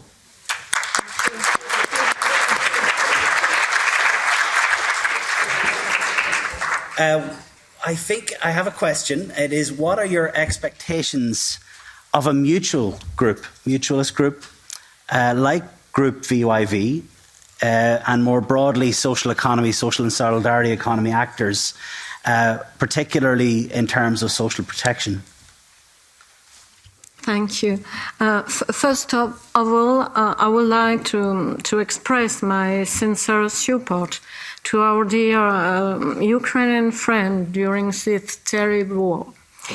Thank you to all the actors who contributed to the organization of this very timely event, and also to the European institutions for the quality of the relation and the care for social economy. Permettez-moi de faire la suite de mon intervention en français et j'en remercie les interprètes. L'innovation sociale, je crois que vous en êtes tous et toutes convaincus, constitue le moteur de l'économie sociale et solidaire. L'ESS, ce sont des acteurs dont les modèles d'entreprendre sont résilients et grâce à leur capacité d'innovation, nous l'avons vu pendant la crise Covid, mais des modèles qui peuvent être fragilisés. D'où la nécessité pour nous de changer d'échelle aujourd'hui dans les projets que nous portons en constituant des alliances transeuropéennes. La finalité demeure la même, celle d'une meilleure reconnaissance de ces formes d'entreprendre qui ne s'exercent ni par charité, ni au profit de quelques-uns, mais bien pour le bien commun. Nous l'avons dit tout à l'heure. Cette reconnaissance, nous espérons qu'elle sera traduite demain en droit européen pour disposer d'un cadre favorable à nos activités Et en ce sens, la recommandation au Conseil ouvre un chemin qu'il nous faut emprunter avec détermination. Mon propos sera illustré par l'innovation en matière d'accompagnement au domicile des personnes vulnérables. Le groupe VIVE, qui est un groupe mutualiste français de protection sociale qui protège plus de 10 millions de personnes, a réuni au printemps 2021, avec le soutien de la présidence française du Conseil, 3 de ses partenaires, les mutuelles belges Solidaris, la mutuelle portugaise Montepio et Suara Cooperativa, une coopérative de Catalogne. Nous avons croisé nos regards en nous questionnant sur la façon de favoriser le maintien à domicile pour permettre aux personnes vulnérables, personnes âgées, de rester le plus longtemps possible chez elles. Sur aussi la façon de coordonner au mieux les interventions des différentes parties prenantes, principalement mutuelles, associations, mais aussi collectivités territoriales et professionnels de santé, dans un contexte où se pose la question de l'attractivité des métiers du soin, mais aussi où se pose la question de la place des aidants. Nous nous sommes interrogés sur la façon d'apprendre des uns et des autres, nos bonnes pratiques, nos expérimentations que nous mettons en place dans différents pays européens. Comment nous en servir pour porter un véritable changement de paradigme au plan national, mais aussi au plan de l'Union européenne. Ces réflexions que nous avons menées avec nos partenaires se sont traduites concrètement par la signature d'une charte des acteurs de l'ESS pour le bien vieillir en Europe. Donc on le voit, il y a des dynamiques territoriales à l'œuvre, mais pour autant, ces modes d'entreprendre sont fragilisés. Ils sont fragilisés par une mise en concurrence avec des acteurs lucratifs qui disposent de réels avantages compétitifs en matière d'accès aux marchés financiers, en matière fiscale, par exemple, sans que soit réellement pris en compte le caractère d'intérêt général de nos activités. Ces constats ont été au cœur du plan d'action ESS qui fête cette année son premier anniversaire, et aussi dans des déclinaisons telles que le livre vert sur le vieillissement, la stratégie sur les soins de la petite enfance, la question de la perte d'autonomie, etc. Donc aujourd'hui, pour nous, nos attentes, et j'en terminerai par là, véritablement, c'est d'avoir les moyens de changer d'échelle dans les projets que nous portons. Nous souhaitons véritablement continuer à bâtir des coopérations sur cette thématique majeure du bien vieillir tout au long de la vie, mais sur beaucoup d'autres thématiques. Je prends un exemple d'un autre de nos métiers qui est le logement. La thématique du logement santé est une thématique tout aussi importante. Et pour cela, il faut que nous, acteurs de l'ESS, bénéficions des atouts du marché intérieur. Donc pour terminer, c'est un appel très, très solennel que je lance aux responsables politiques au sein des institutions européennes, mais aussi à mesdames et messieurs les responsables nationaux et locaux, pour leur dire qu'il est temps d'agir pour soutenir dans la durée les acteurs de l'ESS. Il est temps de faciliter l'accès aux programmes européens qui permettent de financer les solutions innovantes et leur déploiement en Europe. Il est temps de favoriser les consortiums européens tels que le nôtre, VIVE, Solidaris, Suara, Cooperativa. Il est temps de reconnaître le rôle d'intérêt public des acteurs de l'ESS, de clarifier les possibilités pour les États membres d'accorder des aides d'État.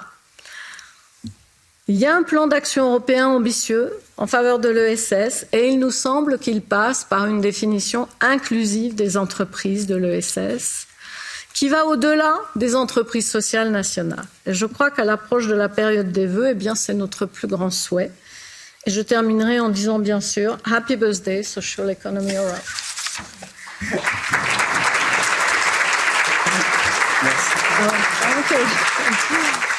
And thank you, Isabel, for your contributions and the call to action. We deeply appreciate it.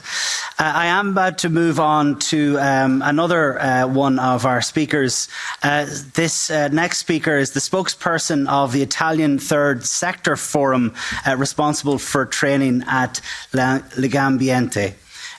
We are delighted to welcome, if you could please put your hands together for Vanessa Pellucci. Grazie, buonasera a tutti e a tutti. Fa molto piacere essere qua, grazie per l'invito, anche perché oggi parliamo di futuro e come a proposito di futuro l'economia sociale sicuramente è una chiave per rispondere alle tante crisi che si sono incrociate in questi ultimi anni, anche perché attraverso l'economia sociale sia in Italia ma anche nel dibattito europeo si diceva anche all'inizio, lo diceva il commissario Smith, si rende i punti di debolezza, si prendono alcuni svantaggi e si costruiscono degli strumenti, delle esperienze, delle risposte per fare in modo che questi svantaggi invece rappresentino dei punti di forza nei territori, nel risolvere il grande tema delle disuguaglianze e anche di quelli che sono i divari di tipo territoriale.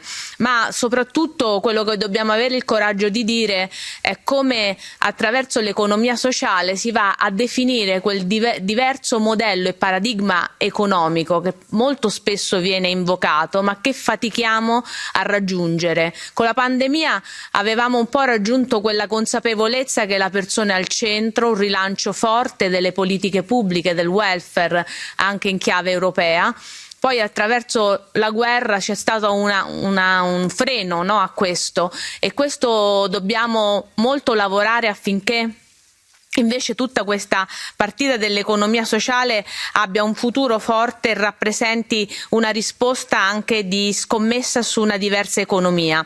Mi interessava portare come contributo il fatto che nel 2022 è stata l'Italia la presidenza dell'attuazione della Convenzione del Lussemburgo e quindi abbiamo fatto un momento di riflessione nel nostro paese anche insieme agli amici di Social Economy Europe proprio sulla questione del futuro dell'economia sociale. L'Italia, questo è già stato detto, ha una buona legge anche abbastanza storica sulla cooperazione, ma siamo in questo momento anche all'interno di una riforma dell'intero terzo settore. Forse questa parola non rappresenta adeguatamente quello che è in Italia il terzo settore, che è il mondo dell'impresa sociale, del volontariato e dell'associazionismo. Una realtà che in Italia è particolarmente importante perché voi sapete che nel nostro paese prima nasce la società e lo Stato e forse in Italia nascono molte delle aggregazioni dei cittadini che poi sono diventate un po' anche a livello internazionale modello dell'economia circolare. Vorrei riportare un po' qual è stata la riflessione di uscita da questo anno in cui in Italia c'è stata questa presidenza della Convenzione di Lussemburgo. Si è sentita principalmente la necessità di uniformare il linguaggio, il lessico rispetto all'economia sociale. Non diamo per scontati che la stessa parola conti per tutti e significhi per tutti la stessa cosa. Veniamo da esperienze diverse, il confronto è alla base di quello che è appunto un comprendere la direzione verso la quale andare con l'economia sociale. Poi già è stato detto anche dalla mia collega prima, definire chi sono i soggetti dell'economia sociale. Spesso si parla in genere dei soggetti del no profit, ma probabilmente bisogna individuare, definire e profilare meglio quali sono gli attori e chi concorre alla crescita e alla definizione anche dell'economia sociale. Poi un ultimo punto, bisogna avere il coraggio di rappresentare un'economia diversa. Il piano europeo dell'economia sociale è un punto di partenza, si diceva prima, ma in questo punto di partenza dobbiamo capire che ha una grandissima forza di cambiamento e di innovazione, perché è un'economia che punta sulla prossimità, sulla ricostruzione di ricchezza comune, che si ispira verso il principio dell'uguaglianza e di innovazione per rispondere a quelle che sono oggi le sfide principali, che è quella sfida climatica e appunto di superamento della disuguaglianza e della povertà. In merito a questo, proprio perché dobbiamo avere il coraggio di credere in un modello diverso di economia, bisogna puntare sicuramente su un sostegno a questa economia, una valorizzazione ma anche un sostegno. In Italia, per esempio, il governo ha sostenuto molto le imprese e abbiamo dovuto lavorare perché fosse compresa anche in questi sostegni il mondo del terzo settore. dare un abito fiscale adeguato e quindi lavorare e ragionare perché non possiamo avere le stesse regole del profit, perché siamo altro, e poi soprattutto i soggetti dell'economia sociale vanno coinvolti nelle decisioni, lo diceva prima Patrizia Toia, nella coprogrammare quello che è il futuro e la definizione di alcune politiche, perché, e questo lo sottolineiamo sempre, in particolare in Italia, i soggetti dell'economia sociale e i soggetti del terzo settore contribuiscono al pari delle istituzioni pubbliche all'interesse generale. Questo è la cornice dentro la quale anche dobbiamo leggere un po' la nostra mission futura. Grazie. Thank you very much.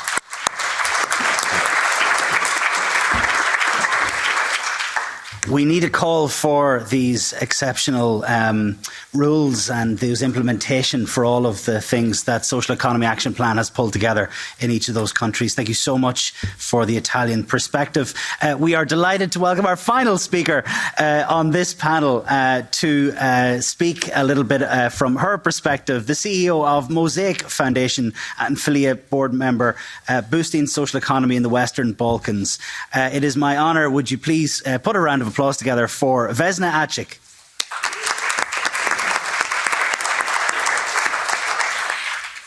Thank you very much for inviting me. I had a pleasure to speak last year on this event when we were launching Action Plan, and it's really good to be here after 1 year to celebrate all developments in different countries.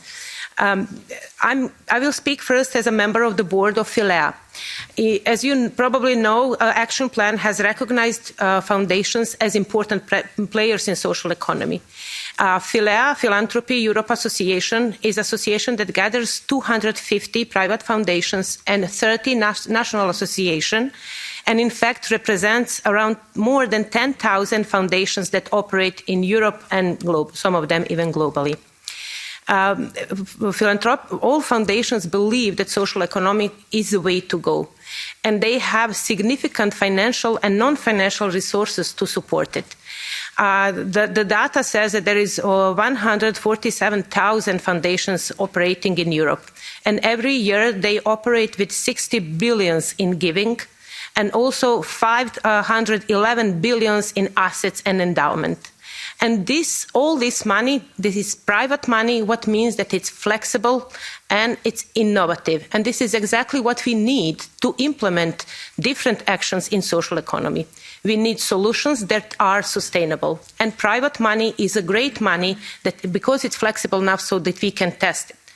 However, when some of those solutions show that they are sustainable and good, we turn to our partners looking for additional funds, because even huge, they are not enough, to look for additional funds to scale those good solutions.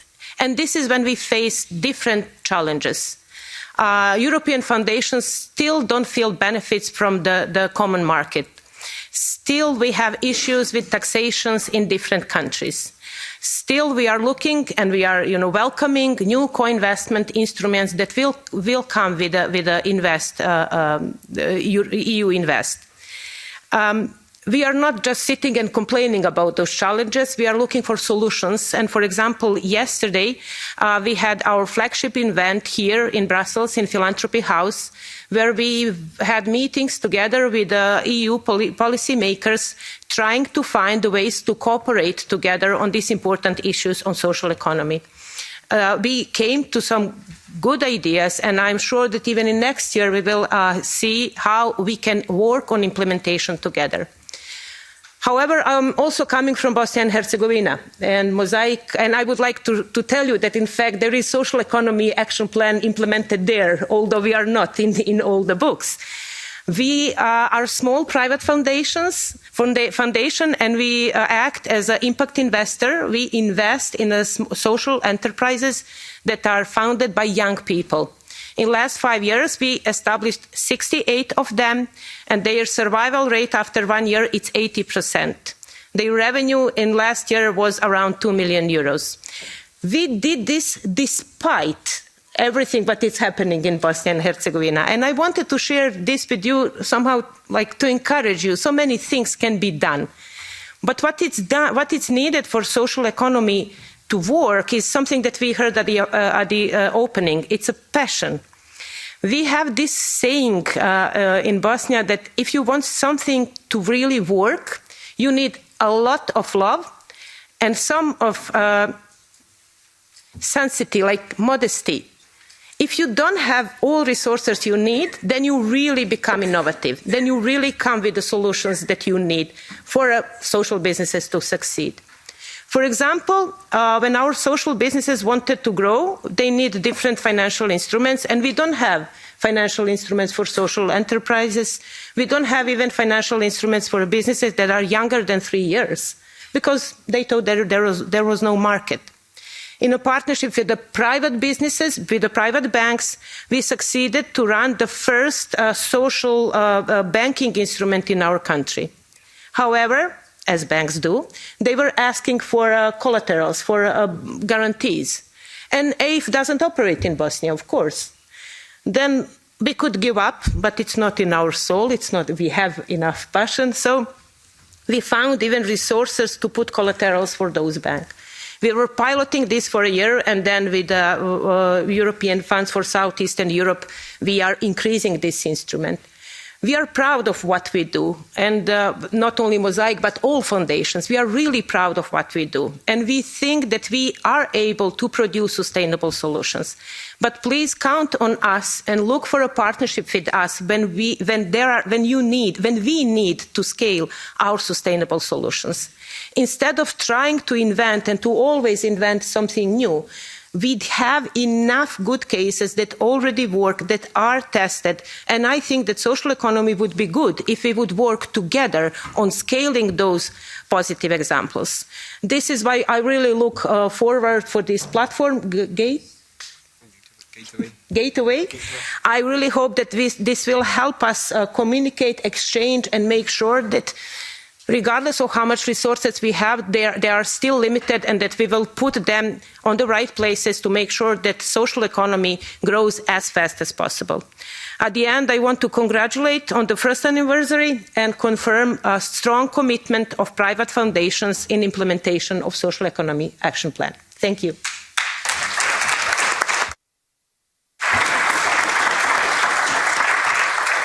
And thank you so much to all of our speakers. I really appreciate your panel. Really appreciate if you give a round of applause for Petro, for Isabel, Vanessa, and for Vesna. Thank you very much.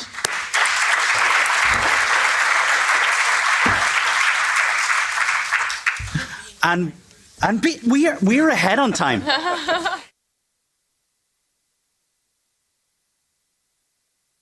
Panel, which, if they would delight me by joining us here on stage, that would be superb. If you could please come up, Hubert Gams, Alain Coheur, Claude Gruffat, and Elena Perez Barredo. If you could please make your way to the stage. Thank you very much. Just a quick reminder that we are on time at the moment, so we will have some things for you later on, some surprises. How are you? Pleased to meet you. A quick reminder for anybody who you may not have done this already, if you could please use your social media. If you could maybe just get some messages out there, we would be delighted. Please always remember to share the stories that you may hear up on stage beyond our panel here today. So it is my pleasure to give us some closing remarks. Not the final thing. We have one final thing we want to do, but just our distinguished panel of expert people who've been involved in the social economy sector for the past number of years. It is my pleasure to welcome, and if you could please give a round of applause, to the Deputy Director of General DG Grow, Internal Market, Industry, Entrepreneurship and SMEs in the European Commission. Could you please welcome Hubert Gams.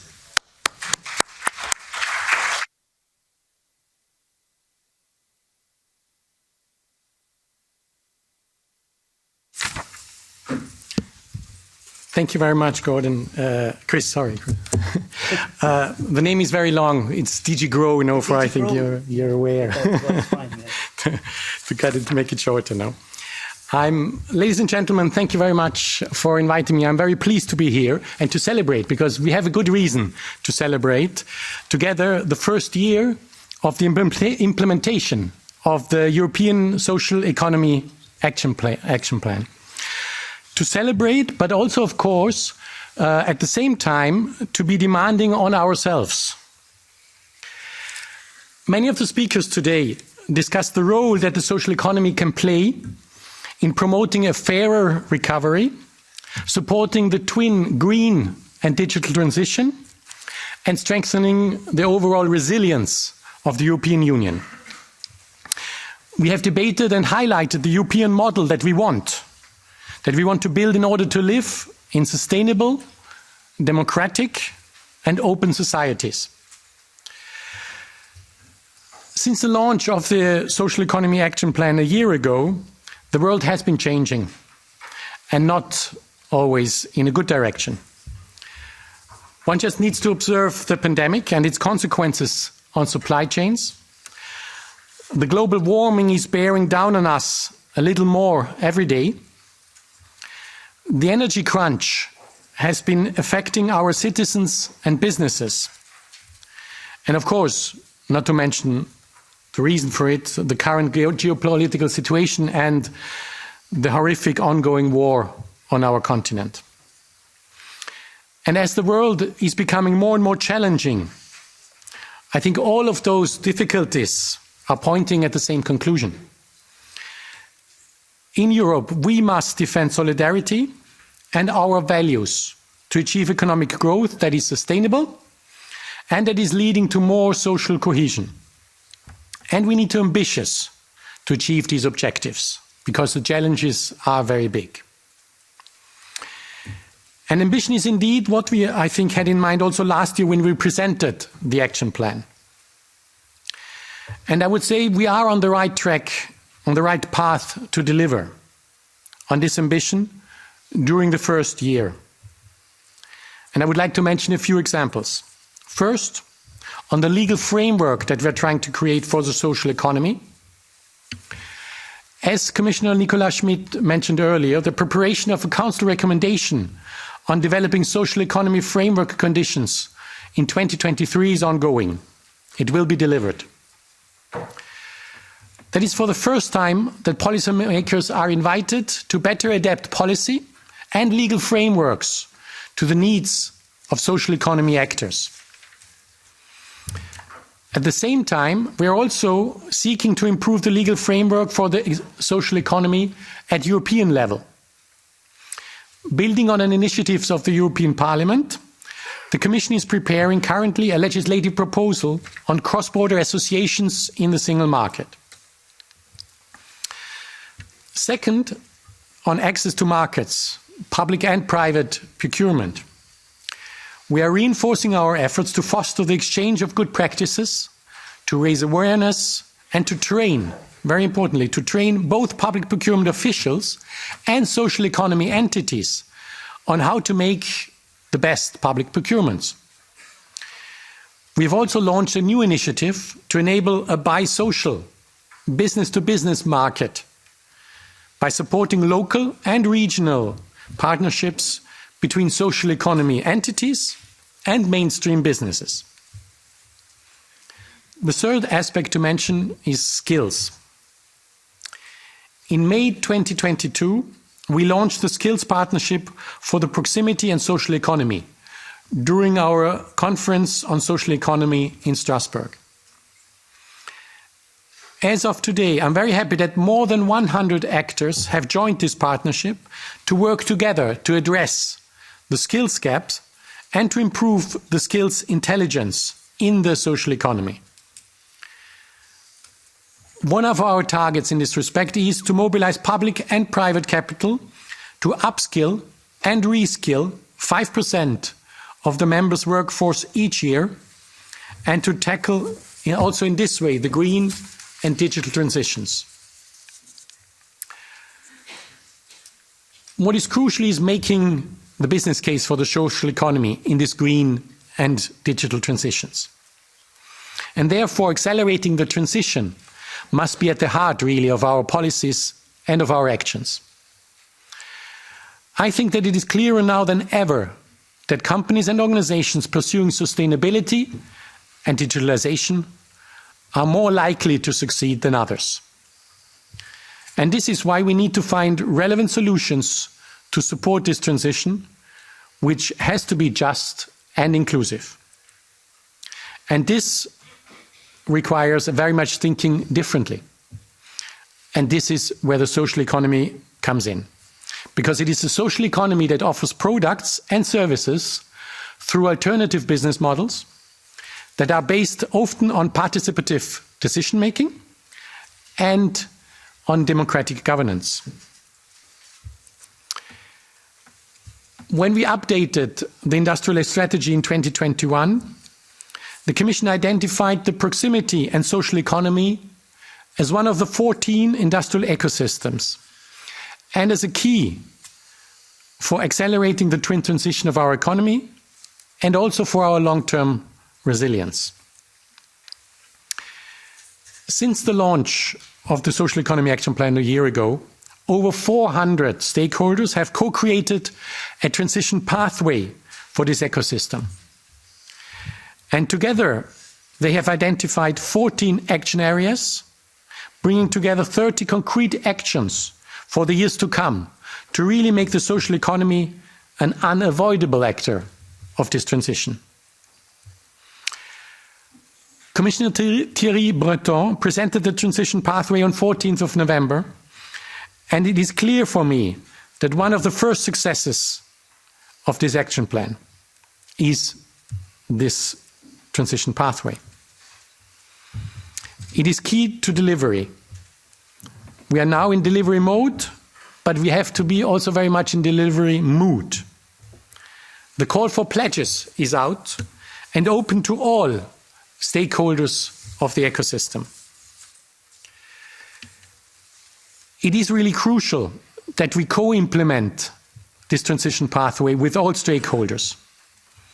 And I'm very happy, to have a strong social partner in Social Economy Europe, whom I also would like to congratulate on its 10th anniversary. This engagement of stakeholders through strong pledges is, for me, an indispensable building block to achieve the results that we are aiming for collectively. The Commission has the task to take stock of these pledges, to assess the progress made, and to support the cooperation among stakeholders. And when looking particularly at the green transition, we have mobilized 6 million euros under the Single Market Programme. And to do what? To support transnational cooperation, to boost the capacity of the social economy, and to adopt and develop greener practices, products, and services. And I very much hope that our joint efforts will not only help build the business case for the social economy and for social entrepreneurship in the green and digital transition. It should also very much help those on the ground to engage with policymakers and really to tap into the available funding available in the member states. So I would say it is fair to say that our ambition, our collective ambition, is to create together the right business environment for the social economy. Because social economy actors really lay at the crossroads of the emergencies and of issues of the present time. The difficult geopolitical situation, the environmental degradation, climate change, and digital divide. And it is the social economy that has a very powerful leverage effect to restore a positive vision for the future and to contribute in a key way to an economy that works for people, as we have one of the leitmotifs of the Commission. And that's why I want to thank you for the strong backing that we receive from you for the Social Economy Action Plan. This action plan really provides a European framework until 2030 to further support the development of the social economy and to create spillovers into the mainstream business.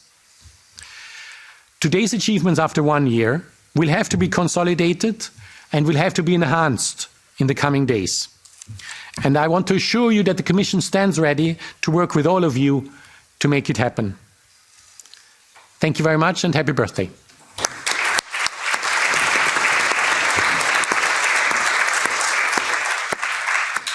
Thank you so much, Hubert, for your words speaking from and for DG Grow. It's remarkable that we've been able to achieve so much together, and delighted that those transition pathways will be a journey in future. Thank you so much for addressing us here today.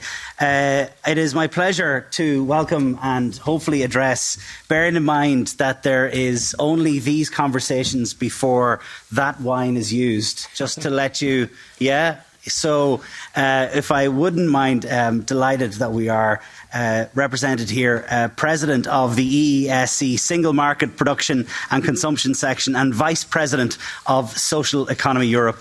You probably all know him. Would you please put your hands together for Alain Coher.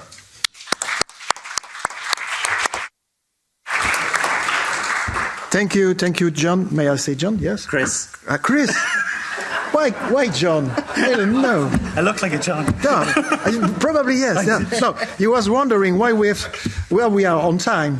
Yeah. I have the answer. Oh yeah? Yeah. At the beginning of the session, you said time is our enemy. We don't want to become your enemy. No. So we have saved a lot of time just to stay your friend. You're my friend. Yeah, more seriously now. I will turn to French, of course. Nous vivons un momentum historique au niveau de l'économie sociale qui est le résultat de plus d'une décennie de plaidoyer et de travail d'hommes et de femmes pour l'économie sociale, pour disposer d'une reconnaissance qui a longtemps tardé au niveau européen et au niveau international. Cette reconnaissance est très, très concrète, historique dans certains pays, mais aujourd'hui elle est toujours inégale. Les politiques locales, régionales et nationales n'ont pas encore acquis l'ensemble des mécanismes nécessaires à la mise en place de l'écosystème pour l'économie sociale. Cette dynamique aux différentes dimensions humaines, législatives, financières, économiques, permettent de faire progresser le débat sur l'économie sociale, mais nécessite de notre part, de plus en plus de moyens pour maintenir un plaidoyer de haut niveau, tant sur le plan politique que technique. L'économie sociale, et ça vient d'être rappelé par la Commission, a toute sa place dans l'ensemble des transitions sociétales. Mais en plus, elle est un moteur historique et actuel de ces transformations. Dans un monde qui aujourd'hui est plus que jamais à la recherche de nouveaux points de repère, plus centré sur les personnes, plus sensible aux enjeux environnementaux, qui conditionnent à la fois l'avenir de la planète et l'avenir de l'espèce humaine, notre responsabilité est engagée. Aujourd'hui comme hier, nous avons fait preuve de notre pertinence, de nos solutions, de nos innovations. Nous avons résisté aux crises en tout genre. Nous savons que notre mode d'organisation et de gouvernance est non seulement performant, mais il est bénéfique pour le citoyen, l'économie et la société, même si nous devons encore progresser pour le faire savoir. L'agenda européen et international est une opportunité historique de faire reconnaître les atouts de notre modèle. Et après plus de 2 siècles d'existence pour certaines de nos organisations, je crois que nous ne pouvons plus être considérés aujourd'hui comme un épiphénomène ou un accident de l'histoire du capitalisme. Nous sommes bien porteurs d'un projet social et économique universel. Les organisations internationales ou européennes de l'économie sociale, aussi performantes soient-elles, aujourd'hui ne peuvent pas répondre individuellement à la demande croissante de connaissances, de formation, d'expertise, d'appui au développement des entreprises de l'économie sociale qui vont naître de l'impulsion de la Commission européenne, du BIT, de l'OCDE et prochainement probablement de la résolution des Nations unies. Nous devons récolter le fruit de nos investissements, Et nous ne pouvons pas laisser les bureaux de consultance venir occuper une place qui nous revient. Et pour cela, nos organisations doivent devenir plus performantes, doivent travailler plus ensemble. Nous devons être en capacité de mesurer notre croissance. Nous devons mettre en principe le principe de coopération pour nous renforcer. Le chemin pour les 18 prochains mois, il est déjà balisé. Il n'est pas banal, je vous le rassure. Et sans vouloir entrer dans les détails, au mois de mai, nous aurons ce grand événement qui sera organisé par le G7. Nous aurons au mois de novembre l'événement de San Sebastian. 2024, nous aurons la présidence belge et une conférence de l'économie sociale à Liège. Ça, c'est un scoop. Ah oui, quand même. Nous allons avoir les recommandations du Conseil. Jusqu'en septembre, nous allons avoir ce parcours de la résolution des Nations Unies. Nous devons être très vigilants sur le contenu qui sera proposé par les gouvernements pour les gouvernements. Nous devrons être partie prenante de cette ultime construction internationale pour l'ESS avant de continuer à construire de l'ESS au niveau national. Pour faire valoir la différence de notre modèle social-économique, nous devons plus investir dans les médias. Nous devons être plus portés par la culture. Nous devons être plus enseignés dans les universités. Nous devons être plus soutenus par les pouvoirs publics. Nous devons plus influencer le monde politique. Aujourd'hui, le monde a besoin d'espoir et je pense que l'économie sociale est porteur de cet espoir. Je vous remercie.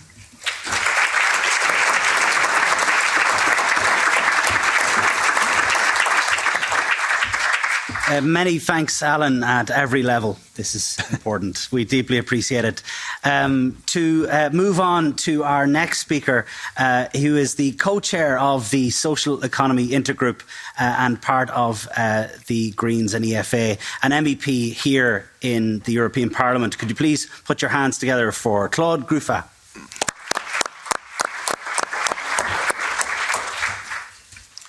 Oui, merci. Bonjour à chacune et à chacun d'entre vous.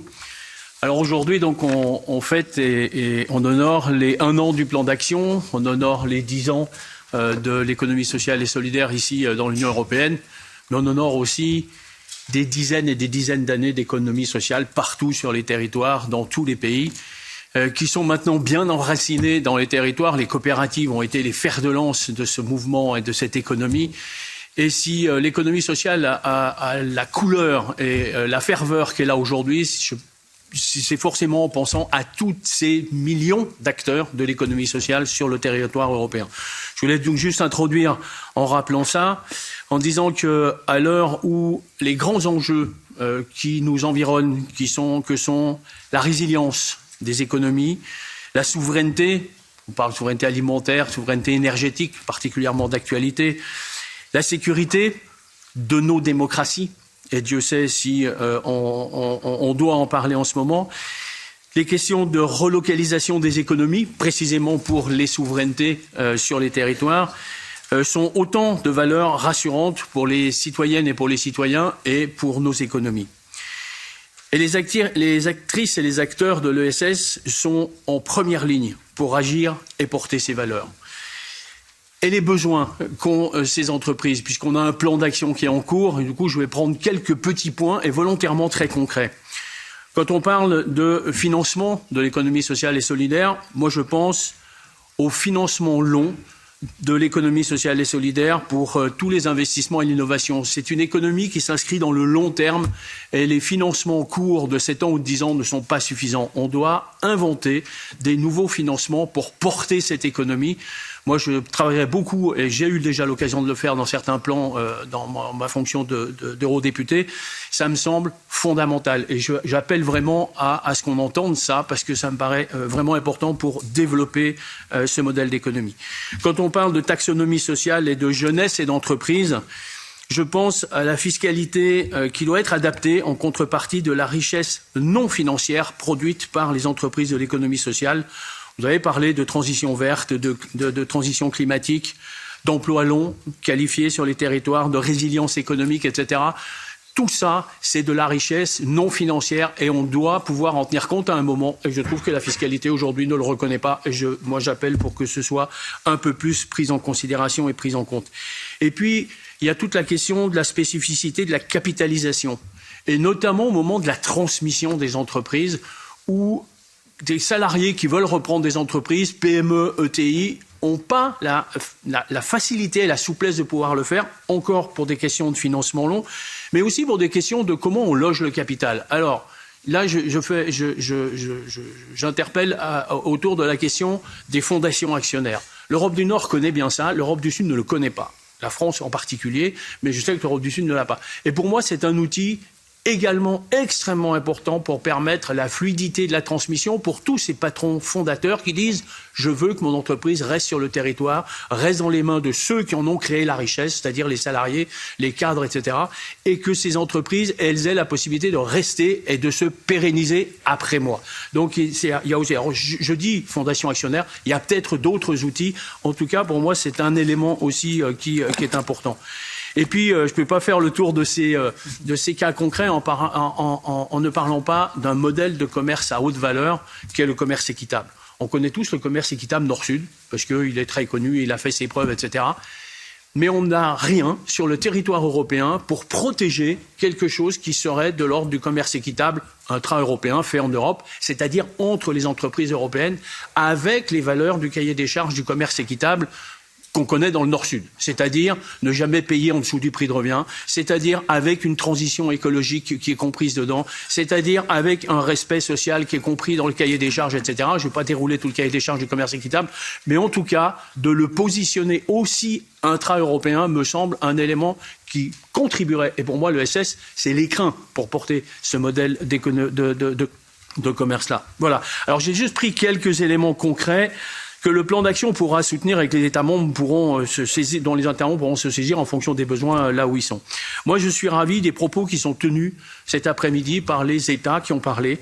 Moi, tous les espoirs sont permis pour une résilience qui se construit dans un monde où je n'ai pas entendu parler de profit comme priorité, mais j'ai entendu parler d'entreprise, de gouvernance, d'emploi, de biens communs, de transversalité pour être liés en coopération. Pour moi, ça fait rêver une Europe qui est composée d'acteurs avec de telles valeurs. L'ESS, c'est l'économie de la résilience, mais c'est aussi l'économie de la paix. Ça, j'insiste là-dessus, parce que c'est tellement important aujourd'hui. Et c'est l'économie que vous, ici, tous et toutes, faites rayonner. Et je vous en remercie infiniment. Merci.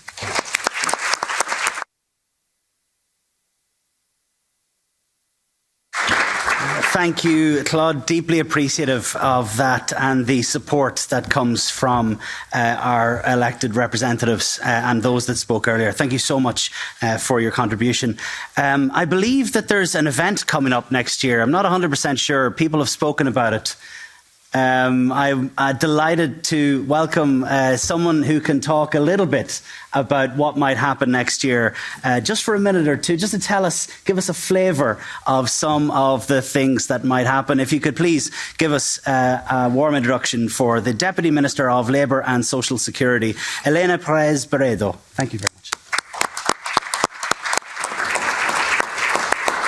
Muchísimas gracias a todos y humildemente la verdad es que me siento un poco abrumada de poder hablar hoy aquí ante todos ustedes. Pero me presento, soy Elena Pérez Barredo, viceconsejera de Trabajo y de Economía Social del Gobierno vasco. Represento a un gobierno que es el Gobierno regional del País Vasco, donde la economía social es fundamental. No se entiende el País Vasco sin su economía social. No se entiende la economía del Gobierno vasco del País Vasco sin su economía social. Sé que ha salido en el vídeo de presentación, el Grupo Mondragón se inicia después de la Guerra Civil Española y nace como consecuencia de una crisis y es un elemento de éxito. Pero no solo eso, sino que después, a lo largo de los años 80, se crean multitud de sociedades laborales donde el capital está en manos de los trabajadores como consecuencia de la respuesta de Euskadi ante la crisis del petróleo, una crisis energética. Por lo tanto, estoy de acuerdo con todo lo que se ha dicho aquí. La economía social es la respuesta a las crisis y a los problemas que en estos momentos tiene Europa. Y por último, pues invitarles porque el año que viene, 2023, Donosti y por extensión todo Guipúzcoa será la capital española de la economía social. Y en el segundo semestre, como consecuencia de la presidencia española de la Unión Europea, queremos invitarles a todos ustedes a que acudan a San Sebastián, sobre todo en la semana del 13 al 17 de noviembre, pero si puede ser a lo largo de todo el año. Allí queremos demostrar que la economía social es una forma de hacer economía, es una forma de hacer empresa diferente, con la que se crea trabajo, con la que se crea riqueza, sí, y se crea empleo de calidad, sí, pero sobre todo es una forma de hacer empresa que tiene arraigo territorial, que tiene solidaridad intergeneracional y, bueno, creemos que centra en las personas, la economía la centra en las personas. Por lo tanto, solo volverles a decir que estaremos encantados de recibirles, de enseñarles lo que nosotros hacemos allí y que Europa es economía social, será economía social. Gracias. Es que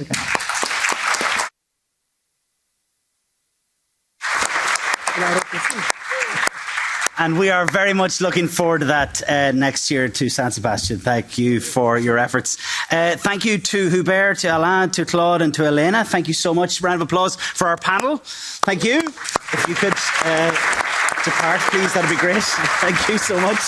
Great to you. But however, I just wanted to ask somebody to come up here. Those of you that know him, I presume if you're in this room, you probably already do. I am looking for Victor Messager to come up. I don't know, Victor wasn't supposed to say anything, but because wait now, yes, he has come up with a cake. Oh, stay here. Victor, it is 1 year of the Social Economy Action Plan. It is 10 years of Social Economy Europe. It's an extraordinary day. And thanks for everybody who's been able to speak. But Victor, you've been a part of this the whole way through, and we really appreciate it. Just your thoughts from today? I have very little to say. Everything has been said. What I think that needs to be understood, and I think it is that we have collective opportunities and that we need to seize them collectively. The connection with the industrial policy, the pledges. We are called to do pledges in the transition pathways. The projects of greening the social economy ecosystem with 6 million euros. We have the opportunity, it's up to us collectively, to everybody in the room and to people that is not in the room, to seize the opportunity and to scale up, to grow. And as the minister from the Basque Country was saying, reply to the crisis, to energy, to war in Ukraine, to precarity, to problems in cities to access housing. This is what the social economy does. Let's do it together and we will go further. Thank you very much, Victor.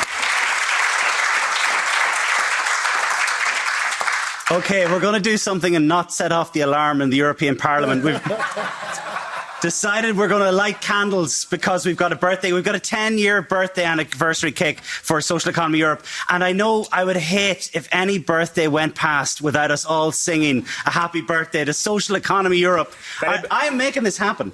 Okay. You ready? You're all singing this. You ready? Shit. Happy birthday to you. Happy birthday to you. Happy birthday, Social Economy Europe. Happy birthday to you. Yeah!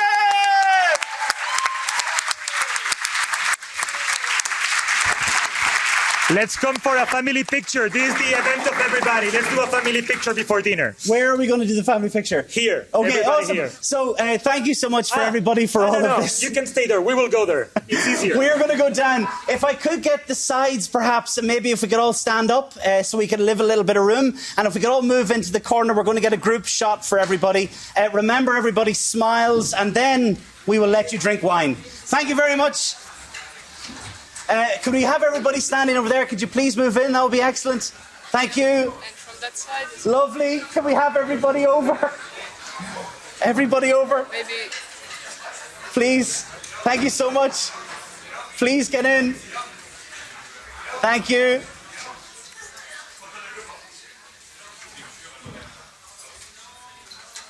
How does this look? Are we still in the sides? Yeah, we need to bring the sides in the Yeah, center. can we, everybody?